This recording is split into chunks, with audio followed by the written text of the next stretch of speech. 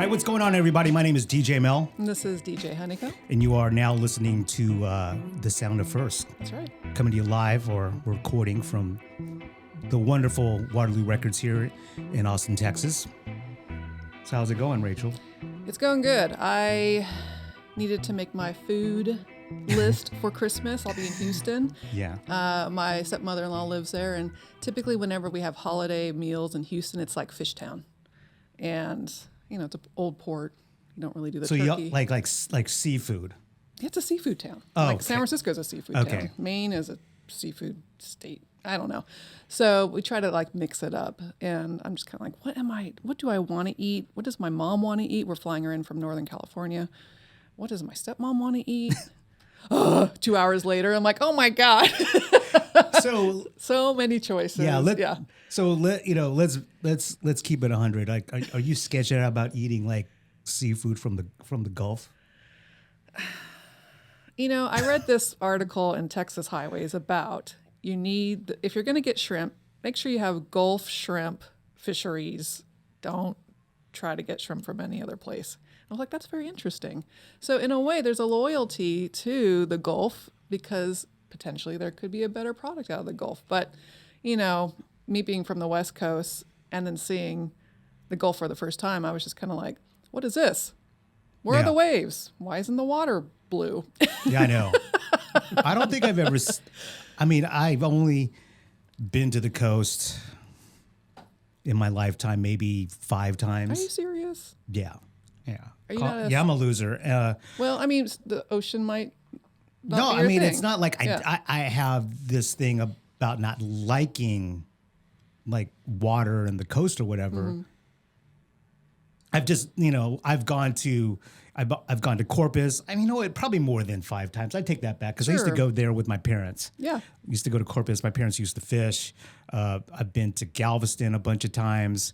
So, yeah, I mean, it's probably more than 5 times. But yeah, I don't recall one time where I thought, wow, look at the water. It's just so beautiful and blue. I want to jump in that shit. You know what I mean? Well, I tried surfing in Port A, and I felt like I just got beat up because there's like 8 breaks, and they're all like 2 inches tall. Yeah. And I'm just like, well, not 2 inches, probably 15 inches tall. But you're just being tricked the whole time. And you're like, oh, my God. But, yeah, we're going to go to Port A for New Year's. We do the polar bear plunge where you just run into the ocean with a bunch of like people in their 70s and 80s because they're still very young. When that's what I've noticed about folks who are older and live by the ocean. They've got that like cocoon. Do you remember that movie? Oh yeah. Wasn't Don Amici in that movie? He was also in Coming. Wait, no. What's the name? No, what's the name of that movie? Oh, Trading Places. Eddie Murphy and Dan Aykroyd. Yeah. Dude, I love that movie. There's some OGs in that film. That cocoon and Golden Pond always like ring a special kind of nuance in my head about like things like that. Yeah. Older folks. But anyway, yeah, I'm just like, okay, holidays are coming up. It's going to be tomorrow. I need to get prepared. But yeah, what about you? Oh, it's just the holiday time. It's like the holidays. Well, I was going to ask you, you're Filipino. Do you practice any kind of Filipino recipes? Were you raised with Filipino recipes for the holidays? No, man. Like, we're not like sacrificing or anything, doing something bananas like that. I heard about this egg. We're like killing a pig and then like, putting it in the ground and roasting it for like 5 hours. We don't do anything like that, so. I heard about the egg, the buried egg. Filipino okay. Culture. So I have Filipino in my family. I thought this was a music podcast. But anyways, we'll talk about, it's called balut. Okay. Like, I don't know anything. I mean, I saw it once or twice when I was a kid and my parents didn't eat it, but growing up in Killeen, Texas and my parents being in the military, there's probably like a total of, well, back then, maybe 20 Filipinos, Filipino families. Mm-hmm. And so, we all know each other. We all kind of like gather together and have meals, and where the wives like gossip and shit, and and so there's like a lot of food. There's a lot of food. Like, food is like a huge element to these gatherings, right? It's a huge component, for sure. And that's the huge part of the gathering is just to eat, right? And then also gossip. Anyways, so I would see these eggs, right? And I'm going like, what is that? You know? Yeah. And I didn't know anything about it. And I saw someone, man, my memory is so bad, but I remember the egg being cracked, and I'm like going, like, what is in there? You know what I mean? So what balut is a kind of like a half-developed embryo in an egg, right? Yeah. It's like a half-developed embryo. Like it's crazy, but it's like this delicacy, you know, that like many Filipinos eat. Yep. And I've never gotten down with it. I don't think my parents are down with it. You know, like it was just really bugged out. You know what I mean? It's just wild, you know, and it's funny because, you know, my parents, you know, yeah, they're from the Philippines, right? You know, my dad joined the military, moved to the United States, joined the military, went back to the Philippines, got my mom rather, and then they got married. Okay, so you know, that's all my mom like makes is Filipino food, right? Okay, and what's so wild about my mom is like she just thinks that like Tex-Mex food is bugged out, right? Like she thinks it's all scary. I don't like tortillas, and I'm like, think about like some of the crazy shit that you eat. I'm like that is nothing, right? I'm just like, okay. Anyways, I digress. So anyways, speaking of the coast, okay, when we used to go to Corpus Christi, like my dad just loved fishing, you know, and so we'd go. And I remember, like, as a kid, there was, like, this, I don't know, we listened to the radio a lot. And so on pop radio or top 40 radio, there was a song called Fleetwood Mac. I mean, there's a song by Fleetwood Mac called Hold Me, right? Yep. And in the chorus, there's a part that goes, I don't know, like, hold me. And then like, you could hear this woman yelling in the background saying, hey, right? And every time I hear it, it sounds like my mom yelling at me, like, hey. It sounds exactly like, even to this day, it sounds like, hey, like, listen to it. Like, next time you guys listen to it on, you know. Yeah, I'll take a listen. On your streaming platform, or if you actually own the record. I think the record's called Mirage. I can't remember the title of the record. But anyways, I think of my mom yelling at me. You know, it sounds exactly like my mom. So anyways, crazy food, music, and all that stuff is a perfect segue to our guest. That's right. For episode 4. Oh. Jen and Joseph from Home Slice. Hooray! Make some noise, y'all. Hello. Hi. We're so happy to be here. Yeah, thanks for joining us. Isn't the chorus of Hold Me just Hold Me? Over and over and over. It's like, yeah, Me. But there's also like this, you can hear this faint voice in the background. Hey. Yeah. And it sounds exactly I've like never my caught mom. that. Oh, gosh. Yeah. Wow. Too bad we can't play it in here. Yeah. We can enjoy it together. Did y'all grow up listening to Fleetwood Mac a lot or a little? Or not all? Well, I was a kid in the 70s, and I have a huge, I came from a huge Italian family, and all my cousins who were older, they were bonkers for Fleetwood Mac. So, like, I just had this, every time they babysat, lip syncing in the mirror. Oh, my gosh. You know, all that kind of stuff. So this was in upstate New York, right? Yeah. Nice. So it's kind of in my bones, I guess, but... Yeah.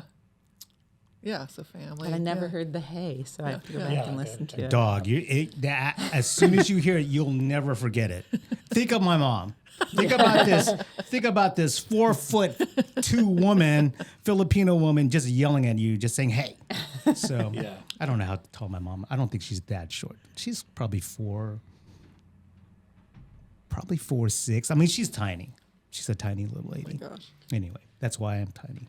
I got into Fleetwood Mac more in the high school. Like, after it was already over, pretty much. I mean, I grew up in Houston, and latchkey kids, so MTV probably raised me 35% of that for sure. era. So all those 70s artists who were having their 80s phase. For sure. I watched their videos, so that's why I knew, like, Hold Me. I remember I've probably seen the video 1,000 times, just because it was MTV. Yeah. But the earlier stuff, the stuff that made them, I didn't get until later. And that was the thing I experienced with a lot of artists, the Eagles. Yeah. You know, for example, where I only knew their 80s stuff. And I didn't have to, it wasn't until even adulthood, like for the Eagles. I didn't go to the Eagles till like 8 years ago or something because of the documentary that came out. Oh, yeah. I actually heard them harmonizing and I was like, oh, that's actually pretty special. Yeah. Then I went back and we had a whole Eagles phase. Yeah. But in the moment, all I knew of the 80s, all I knew was Glenn Frey and solo stuff. And I was like, not so interested. But no disrespect. Yeah. So growing up in Houston, what were the record stores that you went to when you were old enough, had enough money to go, I don't know if you had to, you went for the first time with mom and dad to go buy you a record, or you saved up your lunch money, which is something that I did to go buy a record. Yeah. I mean, I had an older brother, and that was like my entree into a lot of music. And he's 7 years older. So the first records I bought were like, 45s at Sharpstown Mall. And yeah, my parents took me to get them. Cool. I think Tom Petty, Refugee might have been one of the first ones. Nice. Oh, wow. Cool. But when I really got into vinyl was Record Exchange in Montrose. Yeah. That's where I really started to. Yeah, Christina, who works here, she used to work there back in the day. Wow. So Christina is an employee here that, she grew up in Houston, and she worked at, Record Exchange in probably in the mid 90s. And then she moved here. So yeah, Record Exchange. Yeah, for sure. I mean, that's where it really took off, And then, there was a few other indie stores that I'm spacing the name of now, but I feel like Record Exchanges were, I started going down the rabbit hole of like The Cure, The Smiths, like a lot of indie second half of the 80s stuff. Yeah. So, Rachel and I were talking to Christina before recording here. And, I asked her, where did you work in Houston? And she said, I worked at Record Exchange. I worked at Cactus Music. I was going to mention that because I had so many cassettes with the Cactus sticker on the back, And what was it? The other one, this one was more of the chain. Soundwaves, right? Yeah. It's still there, isn't it? Maybe? It could be, kind of. Right? So speaking of record stores in Houston, I went to Houston back in April with a buddy to go watch a baseball game. Okay, so we spent a few days there, and on the way out, we wanted to go check out some record stores, right? And I'm like, oh, let's go check out, Sundance Record Lagoon or whatever it is. Sigs Lagoon. Oh, right. Sigs Lagoon, Right across the street from home. Exactly. Because, I've been working with y'all and been dealing with Sarah, and she's like, the Houston store, this, that, and the other. And I'm like, oh, dope, And so we go to this record store, and then we park in front of it, and then I look across the street, and there's the Houston home slice spot. And I'm like, holy crap, dude, I'm in heaven now. You know what I mean? Everything's here because I think the Continental Club's right around the corner, so you can go check out nice. Houston's Continental Club, and then Home Slice, and then Sid's Record Lagoon. But I walk into the Record Lagoon. I mean, it's been there for 20 years. I didn't even know that. I mean, okay. I'm like, how did this slip under my radar? And I walk in there. And it looks like it's been there longer than 20 years. Yeah. And I was tripping. I'm like, I was going, oh my God. And then there's all these, concert posters, concert bills on the walls, super old ones. And I don't know. I was just so amazed. I mean, I bought a couple records, but my buddy that I rolled with, my buddy Chris, he bought he bought a ton, But I was just so amazed, how did this even slip past me? You know what I mean? But I was amazed. But I was amazed by just the inventory, the vibe of the store, and then Home Slice being across the street. It was just oh my God. You know what I mean? So. Yeah, it's got a lot of layers. you know, you can tell it's been there a long time, and things are packed in every corner. It's Oh. that kind of record Yeah, store. you can tell like the racks, the wood, like it just looks old. You know what I About to mean? bust. No, it's not Or about just the like bust. a It's just pirate ship old. like the wood. Just Yeah, you it's could kinda tell like that there's wear on the record racks, right? It doesn't look brand new. You know Okay, how like got it. it's just not oxidized and who knows it's what. not Yeah. it's not like, you know, the edges of the record racks are sharp now. You got know what I it. mean? Yep, The yep. wood is now kind of worn in now, Yep. and you can tell. But I gotta go check that out when I'm there for the holidays. you should go. Like I was just blown away, like because I didn't know anything about the store. You know what I mean? And Is that like Amoeba? Is that like the equivalent of Amoeba? no, it's. I mean, if I had to compare it to anything, gosh, Would it be? you really can't. I can't compare because like when I walked in there, it was like all wood and it was really dim in there. Okay. In a very good way. Yeah, yeah. There weren't super bright lights. The walls were just covered. There wasn't a blank spot on the wall. There's like posters and Yeah. and whatever. And I mean, I don't know if I had to compare it to anything.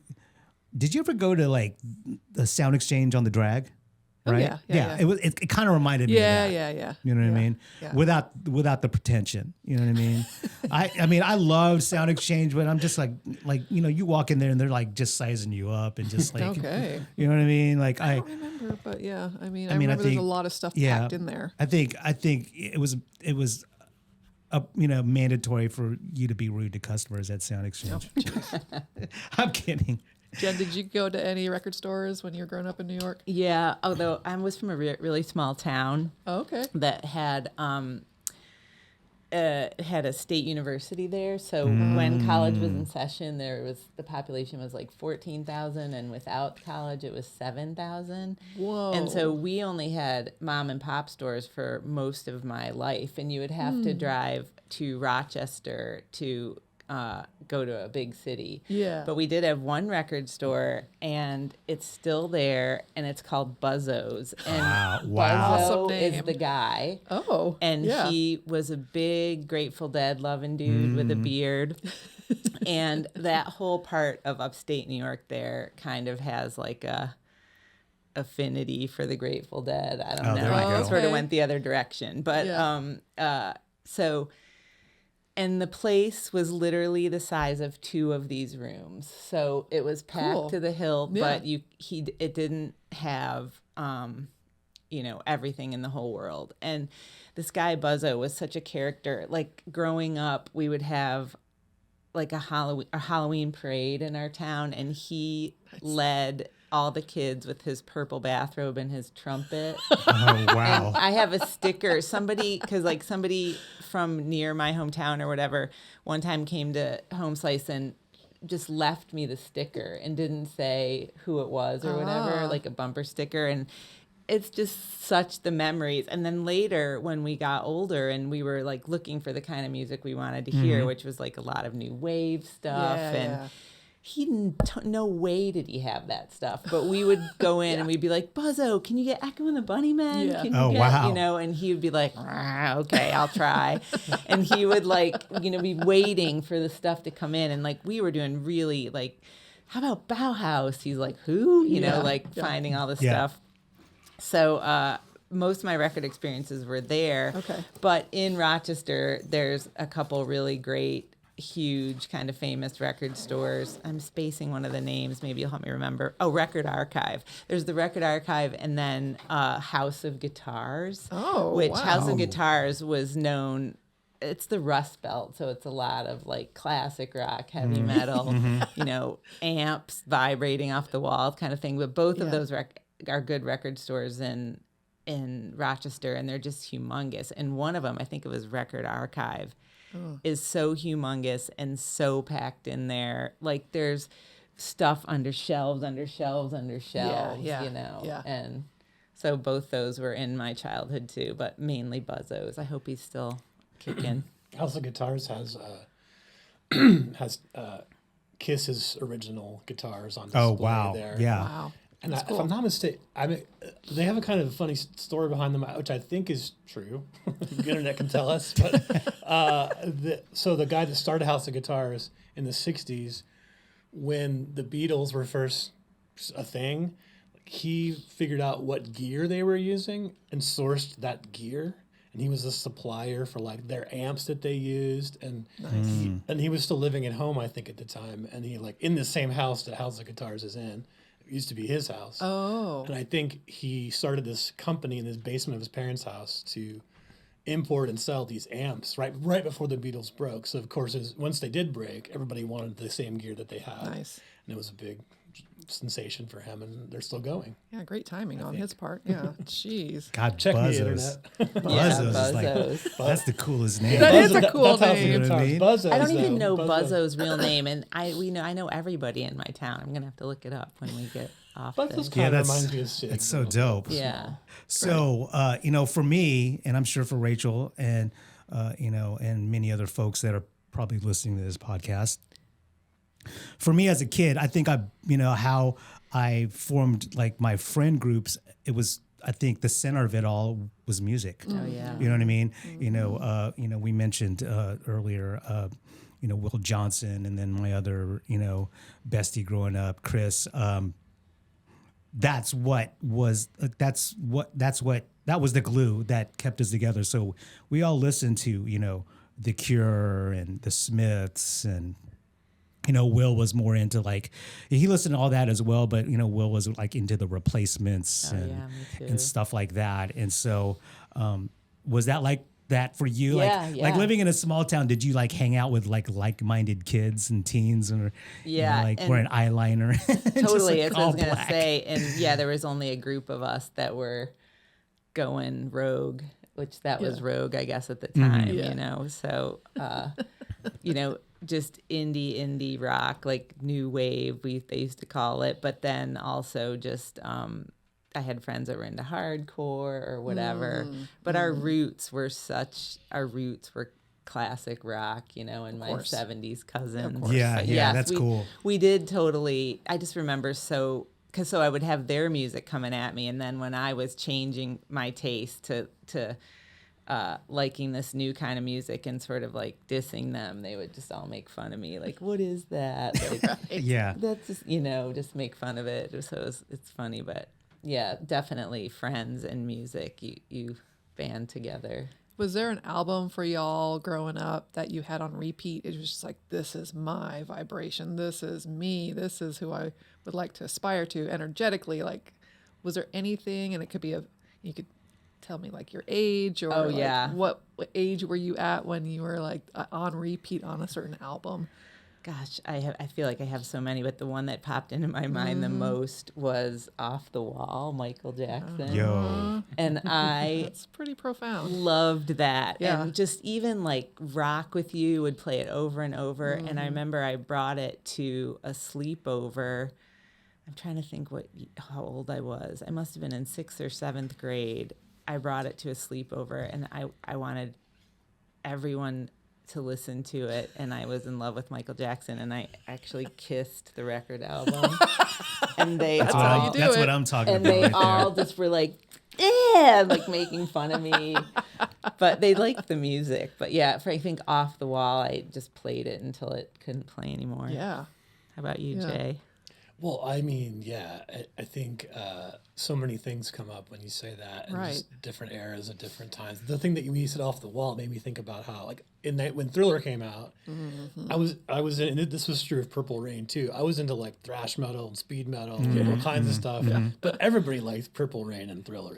Everybody had it. Everybody listened to it. Those were just two cassettes in my case that you just were on repeat, despite them being outliers from what I really listened to. sure. But for me, I go back to like Head in the Door by The Cure, or the Cult's Love album, or Jesus and Mary Chain, stuff like second half of the 80s indie stuff. And those were the things that, but even then I remember this time in like being a senior in high school and deciding that I really loved George Michael. and Wham. Dude, even though I was into all this other that stuff. was a left turn. I was like, And yes. I was like, you know what? This is awesome. You know? I've always loved Wham and George Michael, but just within the last 5 years, yeah. I don't know if obsessed is even, I don't think I'm obsessed, but I just think he is so fantastic. It's underrated, actually. You know what I mean? I think. Just, watching the documentary on Netflix, just kind of how he was, Yeah.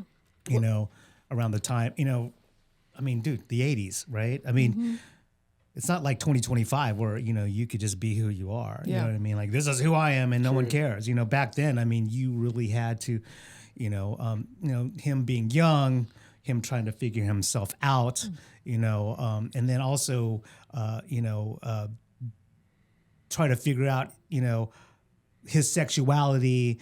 And then not only that, like try to figure himself out musically, you know what I mean? And I just love him and just how, like, yeah, you said Same. insanely underrated. What- You know? Yeah. And What's that song that it's a soul song that he has a version of with Mary J. Blige or something? Or maybe it's not her, but I didn't know it Spacing it, existed yeah. till like this in the last couple of years. It was on a playlist. It's like a remake of a classic. Right. I wish I could remember. It is so awesome. Is it? And he's just killing it. Like Yeah. it's like it's kind of how like the early Hall & Oates stuff is really soul-y and can be really great to revisit. Yeah. And it's, Yeah. before they were all poppy. I love them too, but. Yeah. Right. I mean, Yeah. there's But yeah, so many. George Michael, he just is so talented. You could tell, Yeah. and that his tastes probably went beyond what he was singing, 100%. then. He's a Yeah. sponge. I mean, we do a lot of karaoke. Oh, there you I'm go. not gonna lie. So it's fun. Jen and I. So, So what's we're your really what's your into go-to it. Well, George recently, Michael joint? I mean, I try to avoid having a go-to because I think I want to do new stuff every time. Sure. Good, yeah. Push myself. Good. But like, I did revisit George Michael just recently. Like I sang. Somebody was asking about it, and I did Freedom 90, and the lyrics to that, just exactly like you're saying. He's basically grappling within the song. Yes. I know. Hey everybody, I'm not who you think I am. Just want to let you know, Yeah. but I love you, and it's all sincere. And he was really like, grappling with who his identity in the lyrics of that song. So anyway, I just Remember that video where like all the urinals? Yeah, and, like, that was he's after- getting in He's trouble? making fun of Yeah, him the getting jukebox. busted. Yeah. Yeah. yeah. He blew up the jukebox from the what's that? Their hit with The supermodels. Oh, it's wait, oh my God! It's Yeah. This girl always asks this song like for that not- song. It's Is on the it Careless Whisper album. Is it Freedom 90? No, it's the one he references it. Oh no, in- Faith.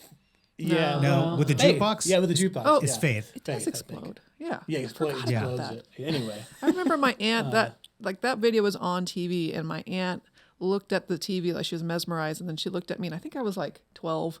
She's like, I would leave my husband for that man. And I'm like, why would you do that? I don't understand. Seriously, dude. Like, I mean, he was a Hilarious. very attractive man. I ain't gonna lie, dude. Of You know course. what I mean? Yeah. no doubt. Yeah, just everything about him. I just watching that documentary and then just revisiting his music, after, right? The father figure video is, to me, even though I mean, it still impacts me or hits the same way it did when I was a kid. It's a bugged out video. Yeah, Sure. Yeah, that's the song that I was talking about when I Yeah. was in high school. And I was like, you know what? I officially love this. I don't care Yeah. what anybody Yeah. thinks. Yeah. On my cool, indie scene. Yeah, it's like this crazy video. I know. There was a lot of wasn't cool, though, I repressed said that. emotions when it was such a cookie cutter thing in certain periods of time with the music industry. I mean, that is a Russian doll of just conversation, right? When Sure. you're Yeah. the beginning of the first recordings of blues to like, I don't Yeah. know. And that era that we grew up in, were between the 70s and the 80s, where all of a sudden you had to be a visual artist also. Yeah, it that's- became a necessary evil. People Right. it's like Robert Palmer to me was this huge cheese ball. I didn't want anything to do with that. But then you go back to his 70s stuff. It's really cool. He's got a lot of great albums Yeah. in the 70s, Yeah. early 80s, before MTV. Yeah. stuff. It's funny how MTV, I think, is now going to end, right? Oh, is I it? think I heard Something that like too. that? Or they're canceling a lot of their shows. I think it's coming to an end. I mean, I have no idea. I had heard something like that. I'm like, wow, okay. I will say this: about a year ago, I just fell into this wormhole, and like on YouTube, you could watch like chunks of actual MTV, from the 80s. Oh, yeah. That's And cool. I've done that. Yeah. I mean, I think some of it's muted due to copyright, and then like I think some of them they'll like slip in a commercial here and there, so you get to see those commercials from the 80s. Oh, Studio Line hair gel from L'Oreal. You're like, what? You know what I mean? You're just like, wait a minute, this is crazy. oh, wow. So you growing up in Houston, like, were you familiar with, like certain club scenes, like, and I know about this because I'm so into that music from that time period and that club scene. I think around that time period, there was the Star Club in Dallas, and then in Houston there was like Power Tools and Numbers and this thing called Club 6400. And the only reason why I knew about Club 6400 because when I was a kid, living in Killeen, late at night you could barely pick it up on the radio, and I would hear all these club mixes, and I would be like, whoa, you know what I mean? I would be.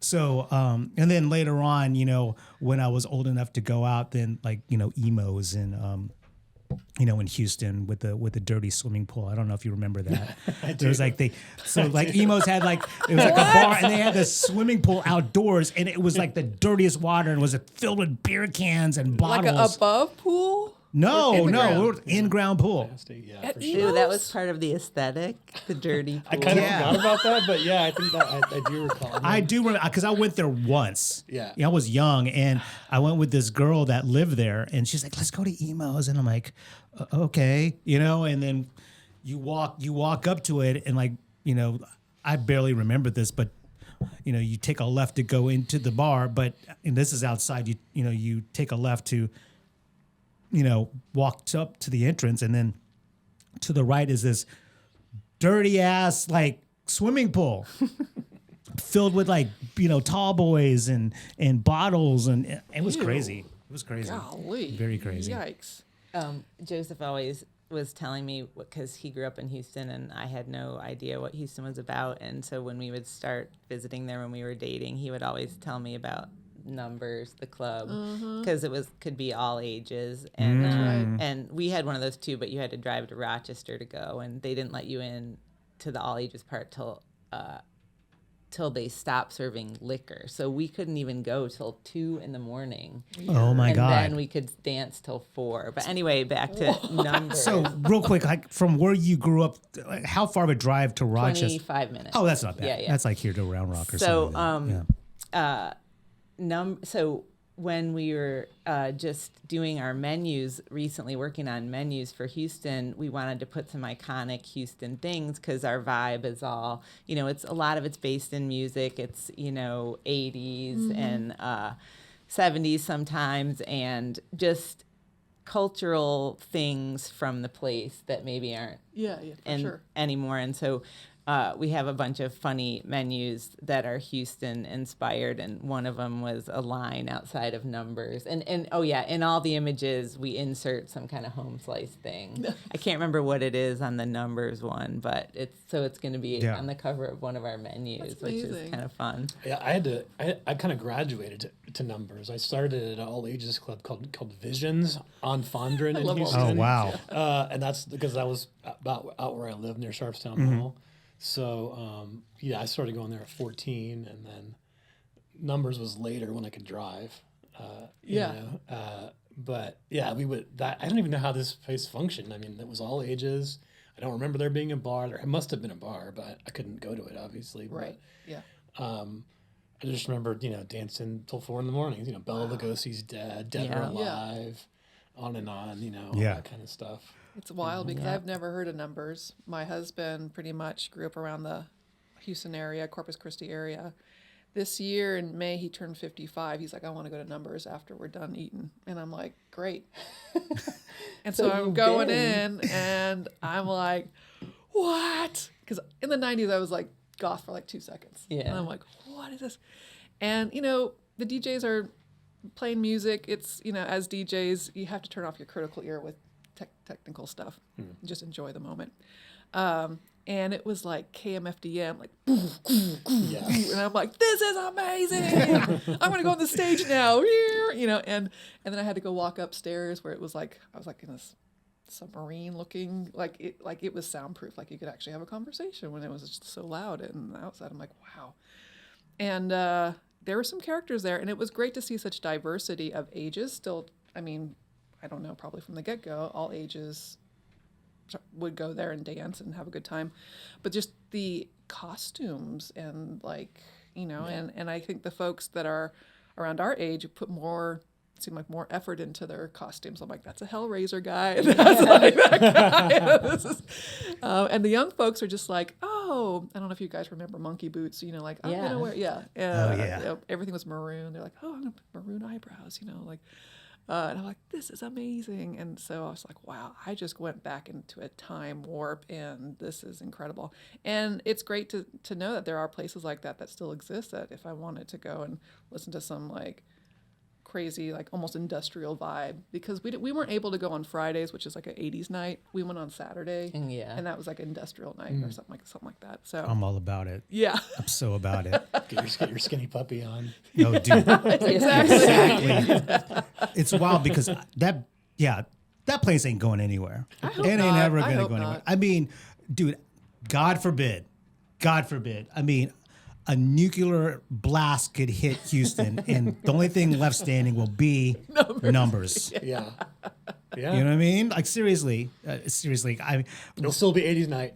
I know, exactly. You know, when I went to Houston for that baseball game and went to Sid's Record Lagoon, you know, at one point we drove past numbers. I'm like, man, this was during the day. So it's interesting to see it during the day. Yeah, it's interesting to see any bar or club that you go to during the day. Like, whoa, this is interesting, you know? But yeah, we drove past it. I'm like, man, like that ain't going anywhere. Yeah. You know? Saw Bjork on the Sugar Cube's first tour there. Oh, you did? At Numbers, yeah. That's It was like about 5 that feet place. from Bjork. That place has some notable, you know, musicians show up and do their thing. Yeah. Yeah, it's great. Sugar Cubes, oh my gosh. First U.S. tour. Wow, yeah. What was that like? Do you remember? I mean, I remember loving it. It was like, it wasn't, I don't feel like it was sold out even. Sure. I feel like it was before it was, they kind of broke, you know. Again, Record Exchange picked it up right when it came out, probably. Okay. You know, I remember she had a comb in her hair throughout the show. Her hair was kind of big, kind of Robert Smith style, but there was just a comb in it for the whole performance. Yeah, she's the ultimate artist. Yeah. She's all about it. Yeah, that's great. Full immersion. Well, with your restaurant, you are, I'm sure, like have an idea of the music, set the vibe. And you had mentioned 70s, 80s. What else you throw in there? Just hip hop, a lot. I was about to say, like early. I mean, 80s, 90s hip hop. I feel like I went to college in New York in 1986, and I feel like I was just starting to maybe hear some stuff that I liked, but then it was just you got there and it was like the soundtrack of the whole city, you know, and like more commercial stuff was like blasting out of every store, but then it was just so cool. And you know, I was telling the story before we started about how my name is Jen now instead of Jenny, but that same guy who named me was really into hip hop, so he just gave me this huge education, and like it was cool because like people were still there, like Boogie Down Productions, KRS-One, Scott LaRock, like there, right there. There was a club called The World at that time in New York, and they had these crazy hip hop nights, and during like they would have these open calls, like me and my friends were in extras in a Beastie Boys video that was filmed at The World, and somebody found a clip of it on YouTube, and you can see my business partner Terry and some other friends, and then like I'm like, that might be me over there.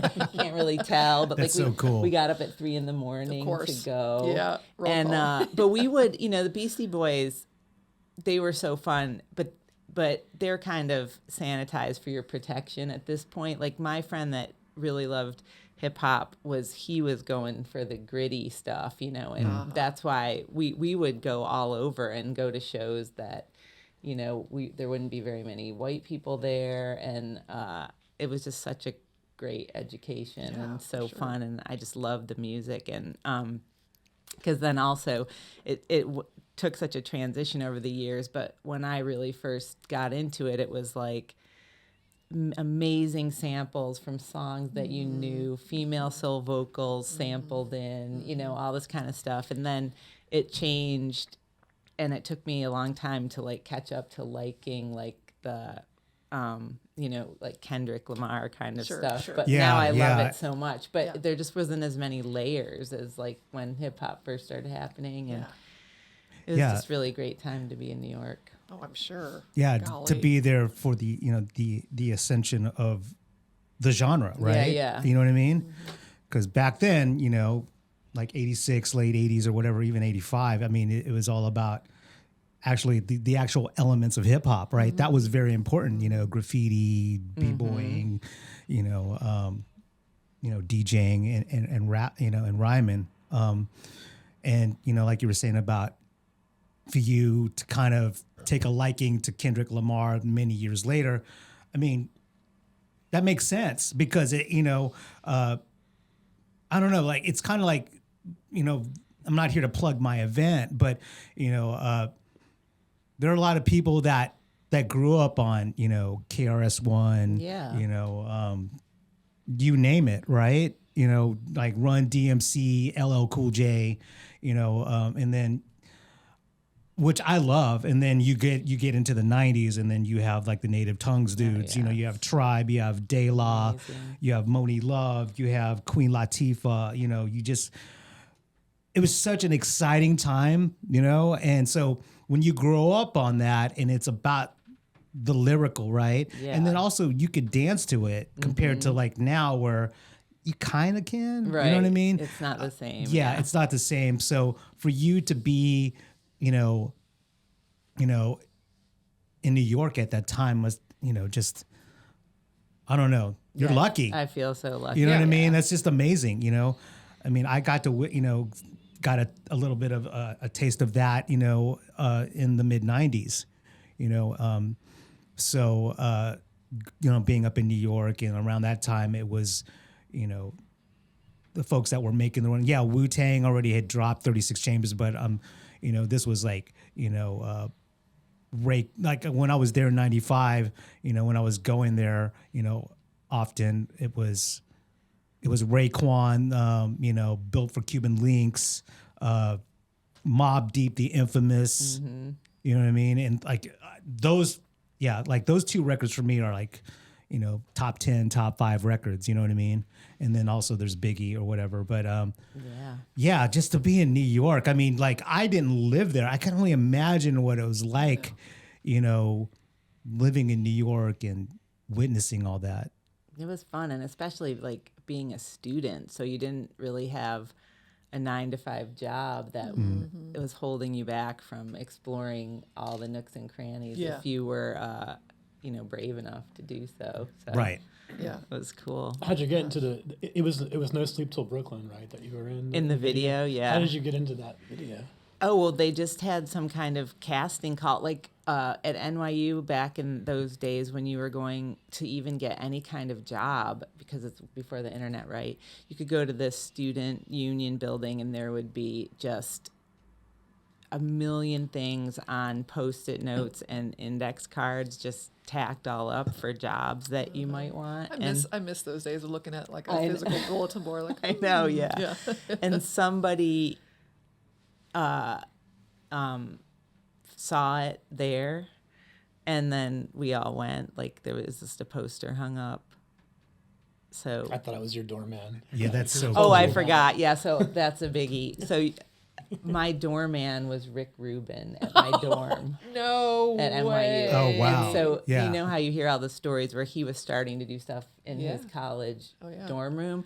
He wasn't living there anymore. He wasn't a student at NYU, but he kept his job as the doorman. So I lived in this dorm called Weinstein on Washington Square Park, and he was our doorman for my freshman year. Oh my gosh. So that was pretty crazy because he was the overnight doorman. So he was like the one when you were like walking by drunk. And the way, like I said, no internet, whatever. So if you wanted to leave a message for your friend, it was like a hotel. You wrote a message and he put it in their mailbox and also would help you with any crazy thing that was going on in the middle of the night. Oh and my gosh. Yeah. Yeah. And so I can't, I mean, I definitely, the friend that was really into hip hop, he knew all about him and who he was. So we were reverential even back then, but he was just a regular guy working at the dorm. I would have never known. Yeah, I forgot, Joseph. I wouldn't even have mentioned That's so it. dope. That was like 85, 86. Yeah. 86. So That he's is so crazy. creating it. Def Jam, basically. Yep. Yeah. That's so cool. That might have been mentioned. There's a documentary, but it's almost like a storyteller's format of the Beastie Boys, I believe on HBO. And they talk about Rick Rubin and how he had done stuff in his college room, and then he rented another room maybe somewhere close by or something like that. And he started off as a DJ. He's would DJ. And I didn't know. I think he DJ'd with the Beastie Boys after they let go of the female drummer. Do you remember what her name was? I forgot her name, but I mean, like when the Beastie Boys were a punk band, right? Yeah, the drummer was a gal, and like years later, she wound up being the drummer for Luscious Jackson. That's right. Oh, on Grand Royal. But that's all I remember. Yeah. And then he was their first DJ before. Was it Mixmaster Mike? No, it was Hurricane. Hurricane was their DJ. Uh-huh. Yeah, and then years later, it wound up being Mixmaster Mike. What's wild about the Beastie Boys around the time you were going to school, and then Licensed to Ill dropping, they were dangerous. Like they would have, like at their live shows, they would have like this big phallic blow up thing, and they would have a girl in a cage. Oh yeah. Yep. Like you can't get away with that now. You know what I mean? I think it was like shock value and like this is how crazy we can all get kind of like vibe. I just loved it, dude. I just loved it. And then even then, when they went to do Paul's Boutique, they were like, "We don't want to do that party music anymore." Exactly. They're Yeah. like, what are we doing? We got to distance ourselves. Like it went off in this whole direction that they rode the wave of, and then they were like, "Huh." Yeah, they Maybe did a we can do 180, better. right? Did a Because whole like 180. I remember when Paul's Boutique dropped, I was expecting more of Yeah. Licensed to Ill, and then you're just like, whoa! It was just so. Yeah. I just remember that record just being just very dense musically, with samples, and it was just out there, right? And it took a while for me to really take a liking to it. You know what I mean? Because you were expecting, Paul Revere again. You know what I mean? Or something wild like that. But now, it's 2025, and when you listen to that record, it was just so ahead of its time sonically. It couldn't be made now, literally, because of the sample clearing. Legend. It was a tremendous, step. It was a tremendous surprise, as you said, because we were all expecting the other thing, and it's a great listen, start to finish. I never get tired of it. All the all the samples and all the stuff that's going on in there, and then they drop it all again and go back to instruments for their third album. Yeah, almost no samples. So Yeah. Which would your love for the Beastie Boys would probably explain why you had a Beastie Boys cover band at the Homestead Carnival. I just read that, we did Rhymin' and Steal. And they were Rhymin' and good. Stealin'. It was fun. I mean, there's not a lot of options for hip hop cover bands there's in not. Austin, Texas. There's So not. they were. Where are they based from? Well, someone said Corpus. I think Dallas. Oh, Dallas. Okay. I thought someone said Corpus Christi, but I guess not. That's awesome. But yeah, they were fun. Yeah, they were great. They did some Tribe covers, right? Yeah. Yeah. And it was good.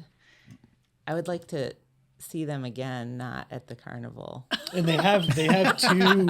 They have two iterations, one with full band and one without, I think. So you can do like just the hip hop phase or do the whole Beastie Boys. I mean, just the rapping, not the instruments part phase, and then or you could do the Beasties later where they have instruments going and all that. Right. Oh, yeah. They have a 3-person version and a 5-person version, I think, of Ryman and Steele. That's so cool. That's awesome. Yeah, I remember seeing that, in the marketing, right? I'm like, holy crap. You know what I mean? There's just so much going on. There was so much going on that day. Oh, I know. I don't know what it was like for you because, and you guys are the owners, right? You have, you kind of have to be in work mode and kind of oversee everything. But then again, you want to be that music fan and have fun, right?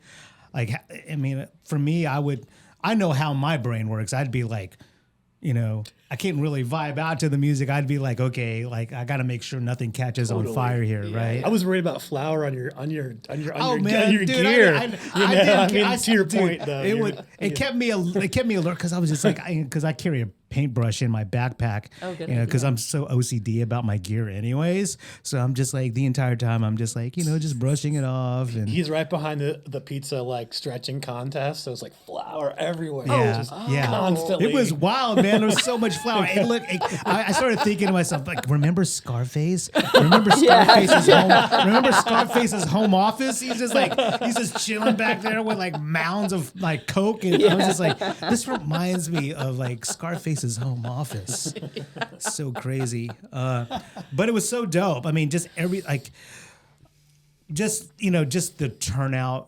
It just is a testament on how like just the community loves Home Slice. I personally think that it's the crown jewel of South Congress. I mean, yeah, you have these other things. Of course, there's Continental Club, and it's hard to kind of refute that. They're very insanely like, dude, they've been there since the dawn of man. Right. And but I think. Let's just say Continental Club is the crown jewel, but a very close second, like that's very much like South Congress, and what it is Home Slice. No, well, thank you. Mm-hmm. I mean, shout out to Steve from Continental. He's the one that found the space that we're in. Oh wow! Oh really? So okay. Shout out to him for that. But yeah.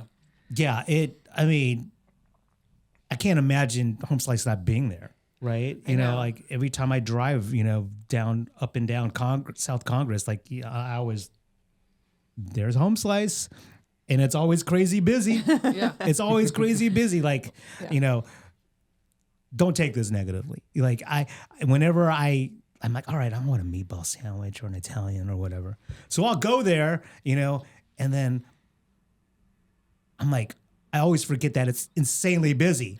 And then Sarah was like, hey, we have a store in Hyde Park, right? I'm like, oh my God, yeah, I could totally go there. But you know what? Like, I think part of the charm is going to the craziness of South Congress. You know what I mean? True. Even though like it would help my blood pressure, you know what I mean? Going to the Hyde Park and just going to the the one that's more quiet, right? So.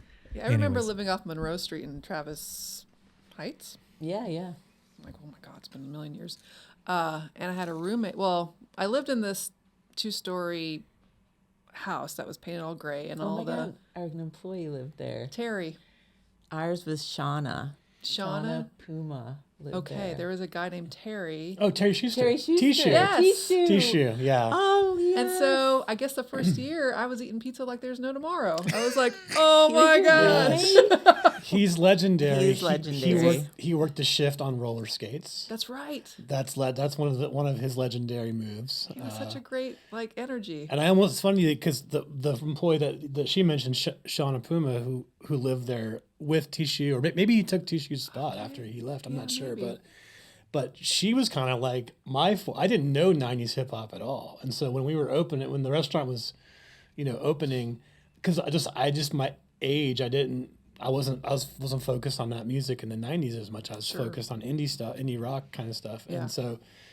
She when we opened and we're making playlists for the original Home Slice playlist and the original the first because all of our music we curated all great I got to shout Jeff Metler out. He's our partner who leads that part of the the company, the music curation efforts. But all of our playlists are chosen and curated carefully. And so Shauna brought this 90s hip hop encyclopedia of knowledge about that music. Nice. And, really educated both of us, I think, on it. Yeah, and as part of adding it to the playlist at Home Slice. Yeah. Oh, and we were talking about Tishu. All right. Yeah. He's an attorney now, I think. Prison reform is what he wanted to go. And I'm like, that's pretty, that's nice because we need more of that. Yeah. But yeah, I even had like a little birthday party there. This is like 2005. That's when we opened, 2006. When did I play your... 2006 or 2007 when you played our Christmas party. Yeah. How did you all meet each other? Like, how did y'all know of each other for him to come by and play some tunes? I feel like I saw you at Steve's house. Steve's house. Who's Steve? You were at Steve's house. Okay. Like he had, do you know what I'm talking about? Steve, the air conditioner? I can't remember his last name. Steve. Steve, you're Steve. Oh, Steve Koenig? Yeah. Yes. What a small world, yeah. He's a great friend of mine. Oh, okay. Our friend Robin was his roommate. Yeah, our friend Robin. Eden on was North his Loop roommate. Or whatever, And he was, when he lived on Rosewood. Oh, Rosewood, he was that's where roommate. it was. Oh, yeah. And then also Steve was really good friends with this guy who became my really good friend who I met in line at the waiting for a table at the omeletry back in the day, and that's Ken Casey. Do you know Casey's him? I DJ'd his wedding. Oh, yes. Okay, So Austin that's how I met Steve awesome through Ken first, and then Robin. So Steve, how did he connect you to I Mel, thought I feel like you were playing a party at his house. The January party. Yeah, January. Yeah, and it was like in the living room or the carport. So I used to live there. So it's on Chestnut Street, and it's right across the street from the Rosewood Park. Yeah. Between 11th and 12th, and January was like a dead zone in Austin, and I'm like, hey Mel, you want to play? You and a woman named Linda who also used to work here. I think she does like Stronger Than Dirt on Co-op, so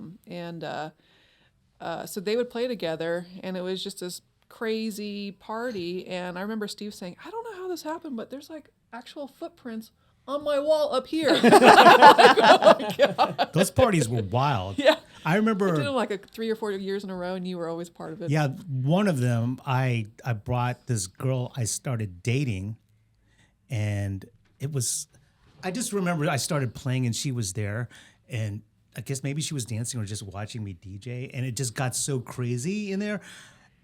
And then she disappeared. I'm like, I hope she's okay. I was really concerned about her safety because it was bonkers. You know what I mean? Like those parties were crazy. Yeah, that was the good old days. And then the police wanted to be the star of the show sometimes, and they would just break it up.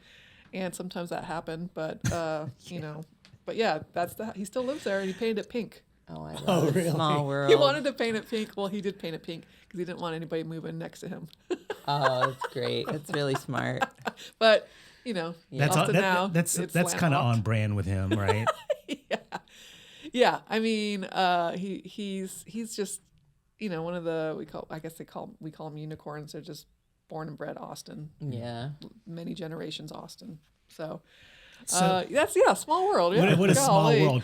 So So musically, you were into like 80s hip hop and stuff like that, and then you mentioned something about you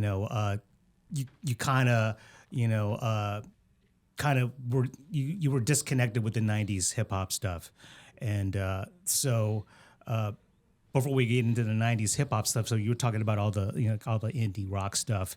So around that time, what were you listening to? Like, what were you into?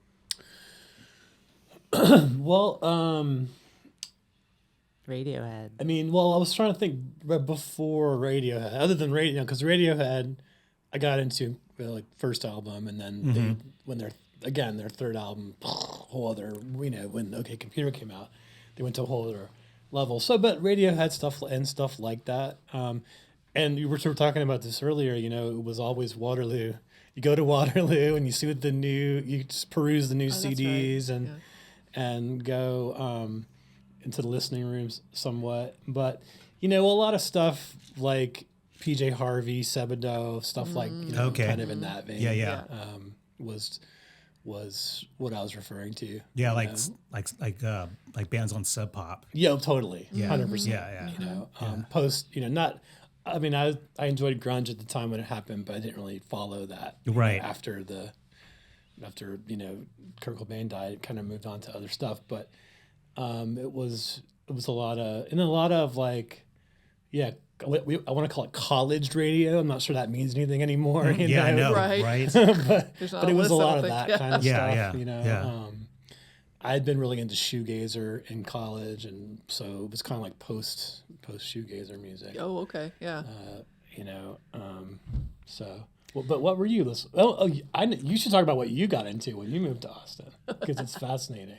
What, you mean like the opposite of anything I've ever listened to? I was just thinking about that because I think Austin's a really great city for loving all kinds of music, and I by the time when I moved here, I was pretty much 100% hip hop. I was barely even listening to indie stuff that I loved, and then I get this job at the Chronicle, and I don't know anybody here.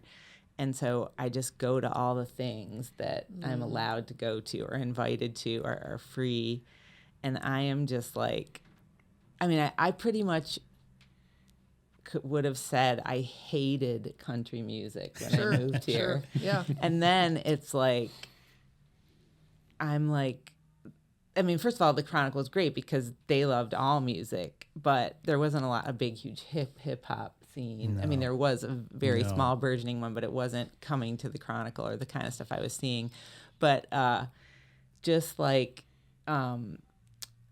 Lucinda Williams, Wilco, Uncle Tupelo, like all the roots rock stuff, and then country stuff and blues, like stuff that I never would have gotten into. Is that what you're referring to? Yeah, I was thinking about like Don Walser at emos. Yeah, like and I just thought that was so cool. Don Walser, Walser, played at emos, and when we got married, I just wanted my friends from New York to see that so bad. How like all the tattooed youngsters are two-stepping to Don Walser in this like kind of punk rock club, and their minds were blown.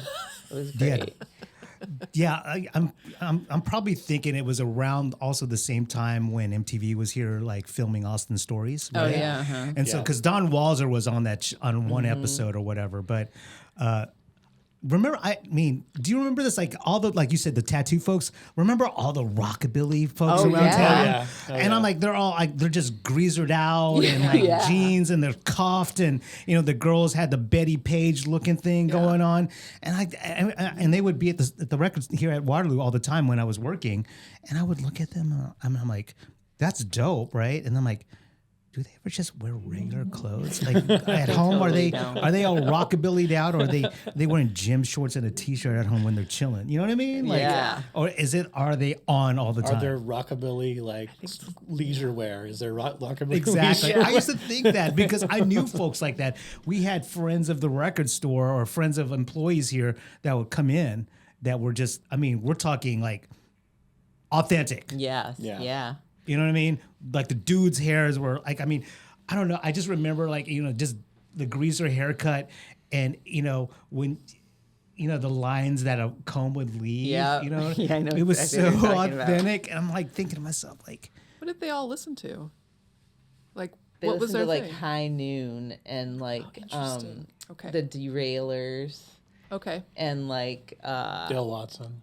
Yeah. Like maybe Reverend Horton Heat or something. For sure. Something like that. But then there was like, I remember because I worked at the Chronicle and knew all these people and so many people that I was friends with and that I was we're so into music. And when you said that, this woman came to mind who had a band here for a long time named Marti Brahm. Do you recognize that name? She was like a rockabilly kind of looking person, and was great, had a great voice.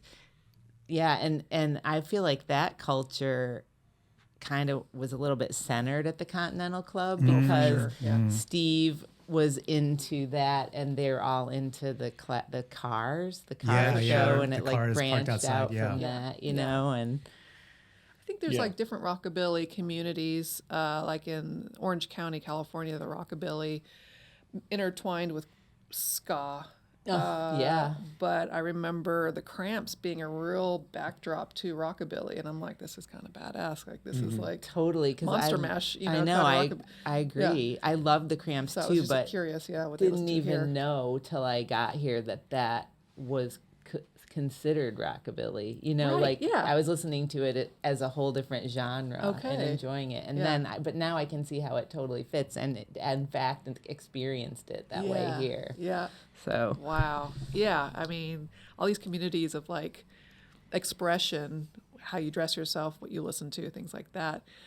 Sometimes I think it could be very strict. Like they only listen to this in this time frame because they look like they're stuck in a time frame. Right. Yeah. You know? 100%. So yeah, I was just curious of what the Austin version of that was because I remember it vaguely. But yeah, it was a Continental Club thing. Yeah. And I miss that shit. You know what I mean?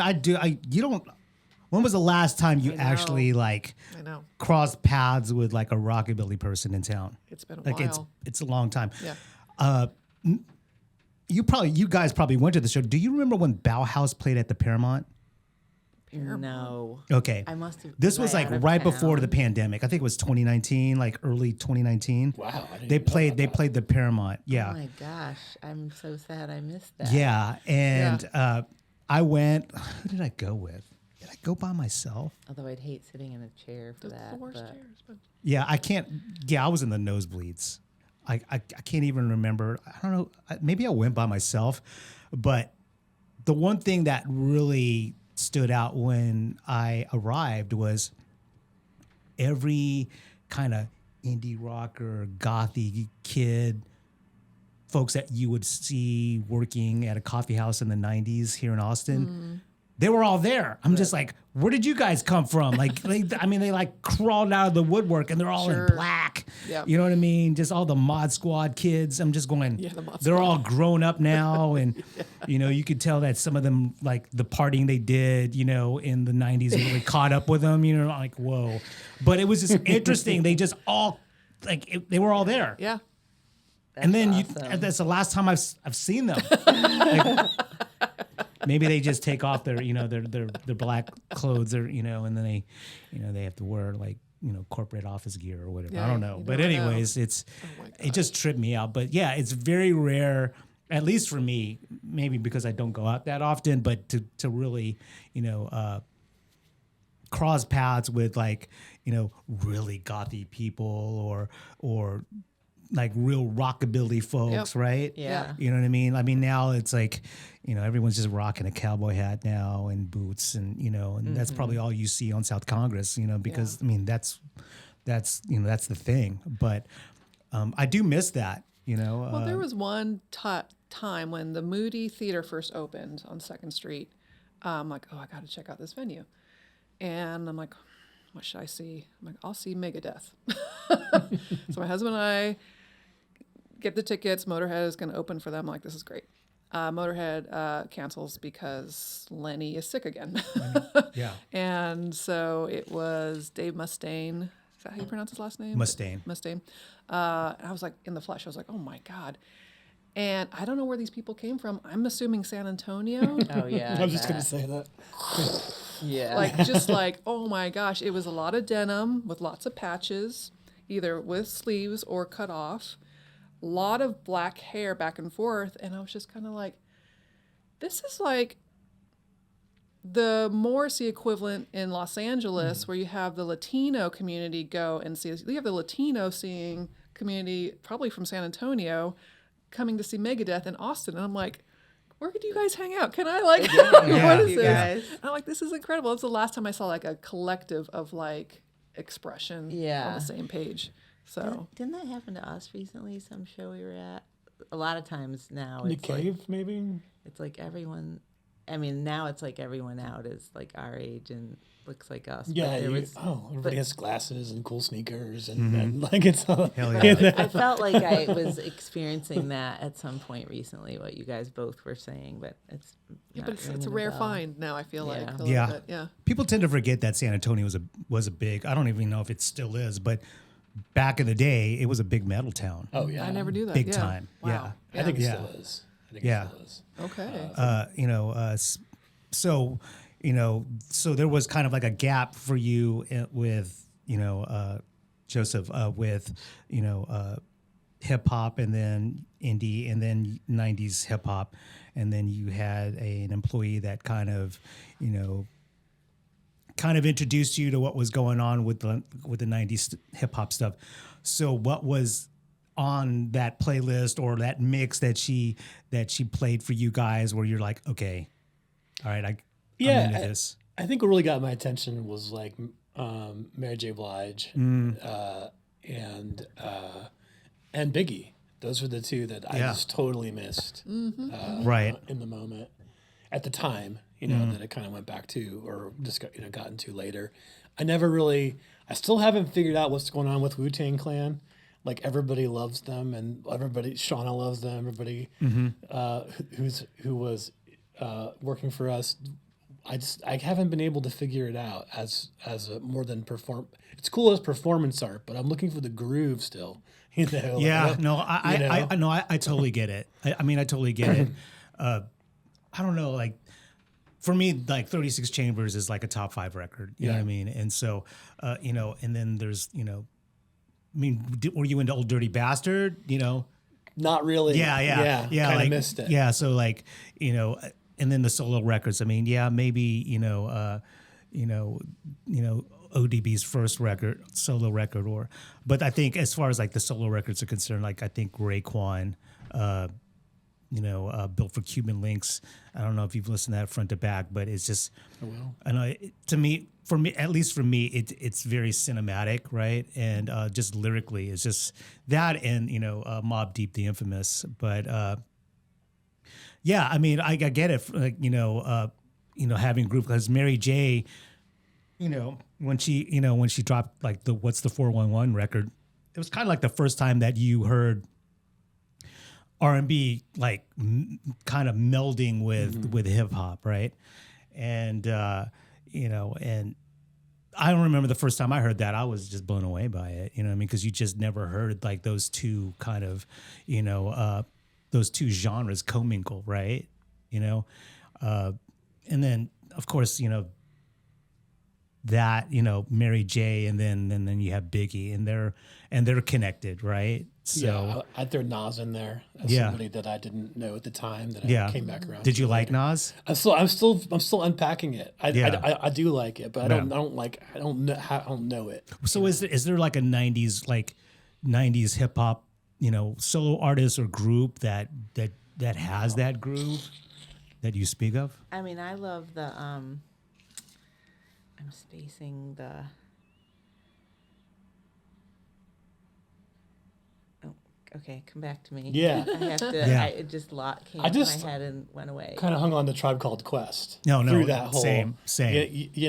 Right. And like to me, that's kind of what I mean. I mean, like, I think I was going to ask you actually when you think the genre of hip hop, or if you think, or what era do you think is peak? Because I feel like every art form has like it's new, and then like every genre that comes up, and then it has a arc of like we're innovating, and then the certain point, maybe after popularity, maybe not, but it can become kind of meta, kind of about the genre becomes about itself, not necessarily like so focused on its origin. You know what I'm saying? Yeah. Like theater in the 50s or poetry and right. 100 years ago or something, That's a very good question, because I think pre 94, 95, you had these, crucial records dropping, you know what I mean? You had Ready to Die, you had, 36 Chambers, you had Mecca and the Soul Brother by Pete Rock and CL Smooth, all the De La stuff, all the native tongue stuff, Tribe and what have you. And then and when you started to see it blow up, you know, with the rise of like Bad Boy and, you know, and Biggie, even though I do Ready to Die is just, I don't know, also a top 5 record, that, you know, as soon as that started to blow up and it became kind of like mainstream music, you started to see this other scene starting to like grow. And that was like the whole indie hip hop scene with Raucous Records and, you know, and what have you, you know what I mean? You know, Mos Def and all the fat beats, like indie, you know, all the indie hip hop stuff. And so, I mean, I was, of course, yeah, I liked all the mainstream stuff because, like, you know, when DJing, you play that and you party to that. And then there's also the other side of it, like with Raucous, with like Big L and Mos Def and, you know, the High and Mighty and, you know, and all these indie hip hop groups. And then you have Dilated Peoples from, you know, the West Coast and what have you. I think after, like, when it peaked with all the Bad Boy Jiggy type stuff, then you saw kind of like this, you know, this other scene that was kind of just like under the radar, and it was all that raucous indie hip hop stuff and Stone's Throw, all that stuff, you know, like Madlib and all that kind of stuff. And then I think after a while, I don't know when it really lost me, you know, with the hip hop stuff, because I think after a while, like it, especially like with the current stuff, because I feel like, you know, well, I think one is because a lot of it is very slow. Like it's all like 70 to 80 BPMs. And it's not about partying and dancing and all this kind of stuff. It's more, I don't know. It's just different now. You know, sometimes, you know, I'm not trying to be a hater, but sometimes I feel like a lot of current hip hop is great to play on your phone too. You know what I mean? You listen to it when you're like flipping through social media, or you're at because I think a lot of clubs, like, you know, like hookah clubs, you know, hookah bars, right? They're very popular now, right? And they play rap music in those places. And no one's dancing. Everyone's just kind of hanging out, playing on their phones, and you know, and there's dudes like, you know, checking out the ladies there. You know, same as it ever was, but there's not a lot of dancing. And so I think the rise of that, that's kind of when it lost me. You know what I mean? I'm not saying it's bad because I love a lot of it. Yeah, same. You know what I mean? I love Future and that, Kendrick and maybe the last chapter for me was the Southern hip hop movement, and then exactly. That's the other thing I think with you know, the indie stuff, right? And then you had the crunk era, right? You had 3-6 and you know what I mean? But then again, like this other thing has always been around, and I was going to ask you, like, were you even like tapped into, you know, what was happening in Houston, you know, with Rap A Lot and Big Time Records and DJ Screw and all that kind of stuff? Is that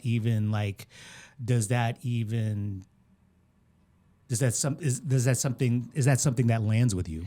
Yeah, I mean, I left Houston in '89, so I missed a lot of that, right? In terms of when it actually broke and was happening, and so I have an intellectual awareness of it, but I don't have a very deep knowledge of Houston rap. I was gonna say the thing that I was thinking of that I lost was not one artist, but it was No Diggity, like that whole song. I thought that was a really good vibe from that time, and I love it. And then Blackstreet. Yeah. And I've there you go. And I've been well, that song has so many guest artists. I mean, they were all in that band, I guess. There weren't, who knows.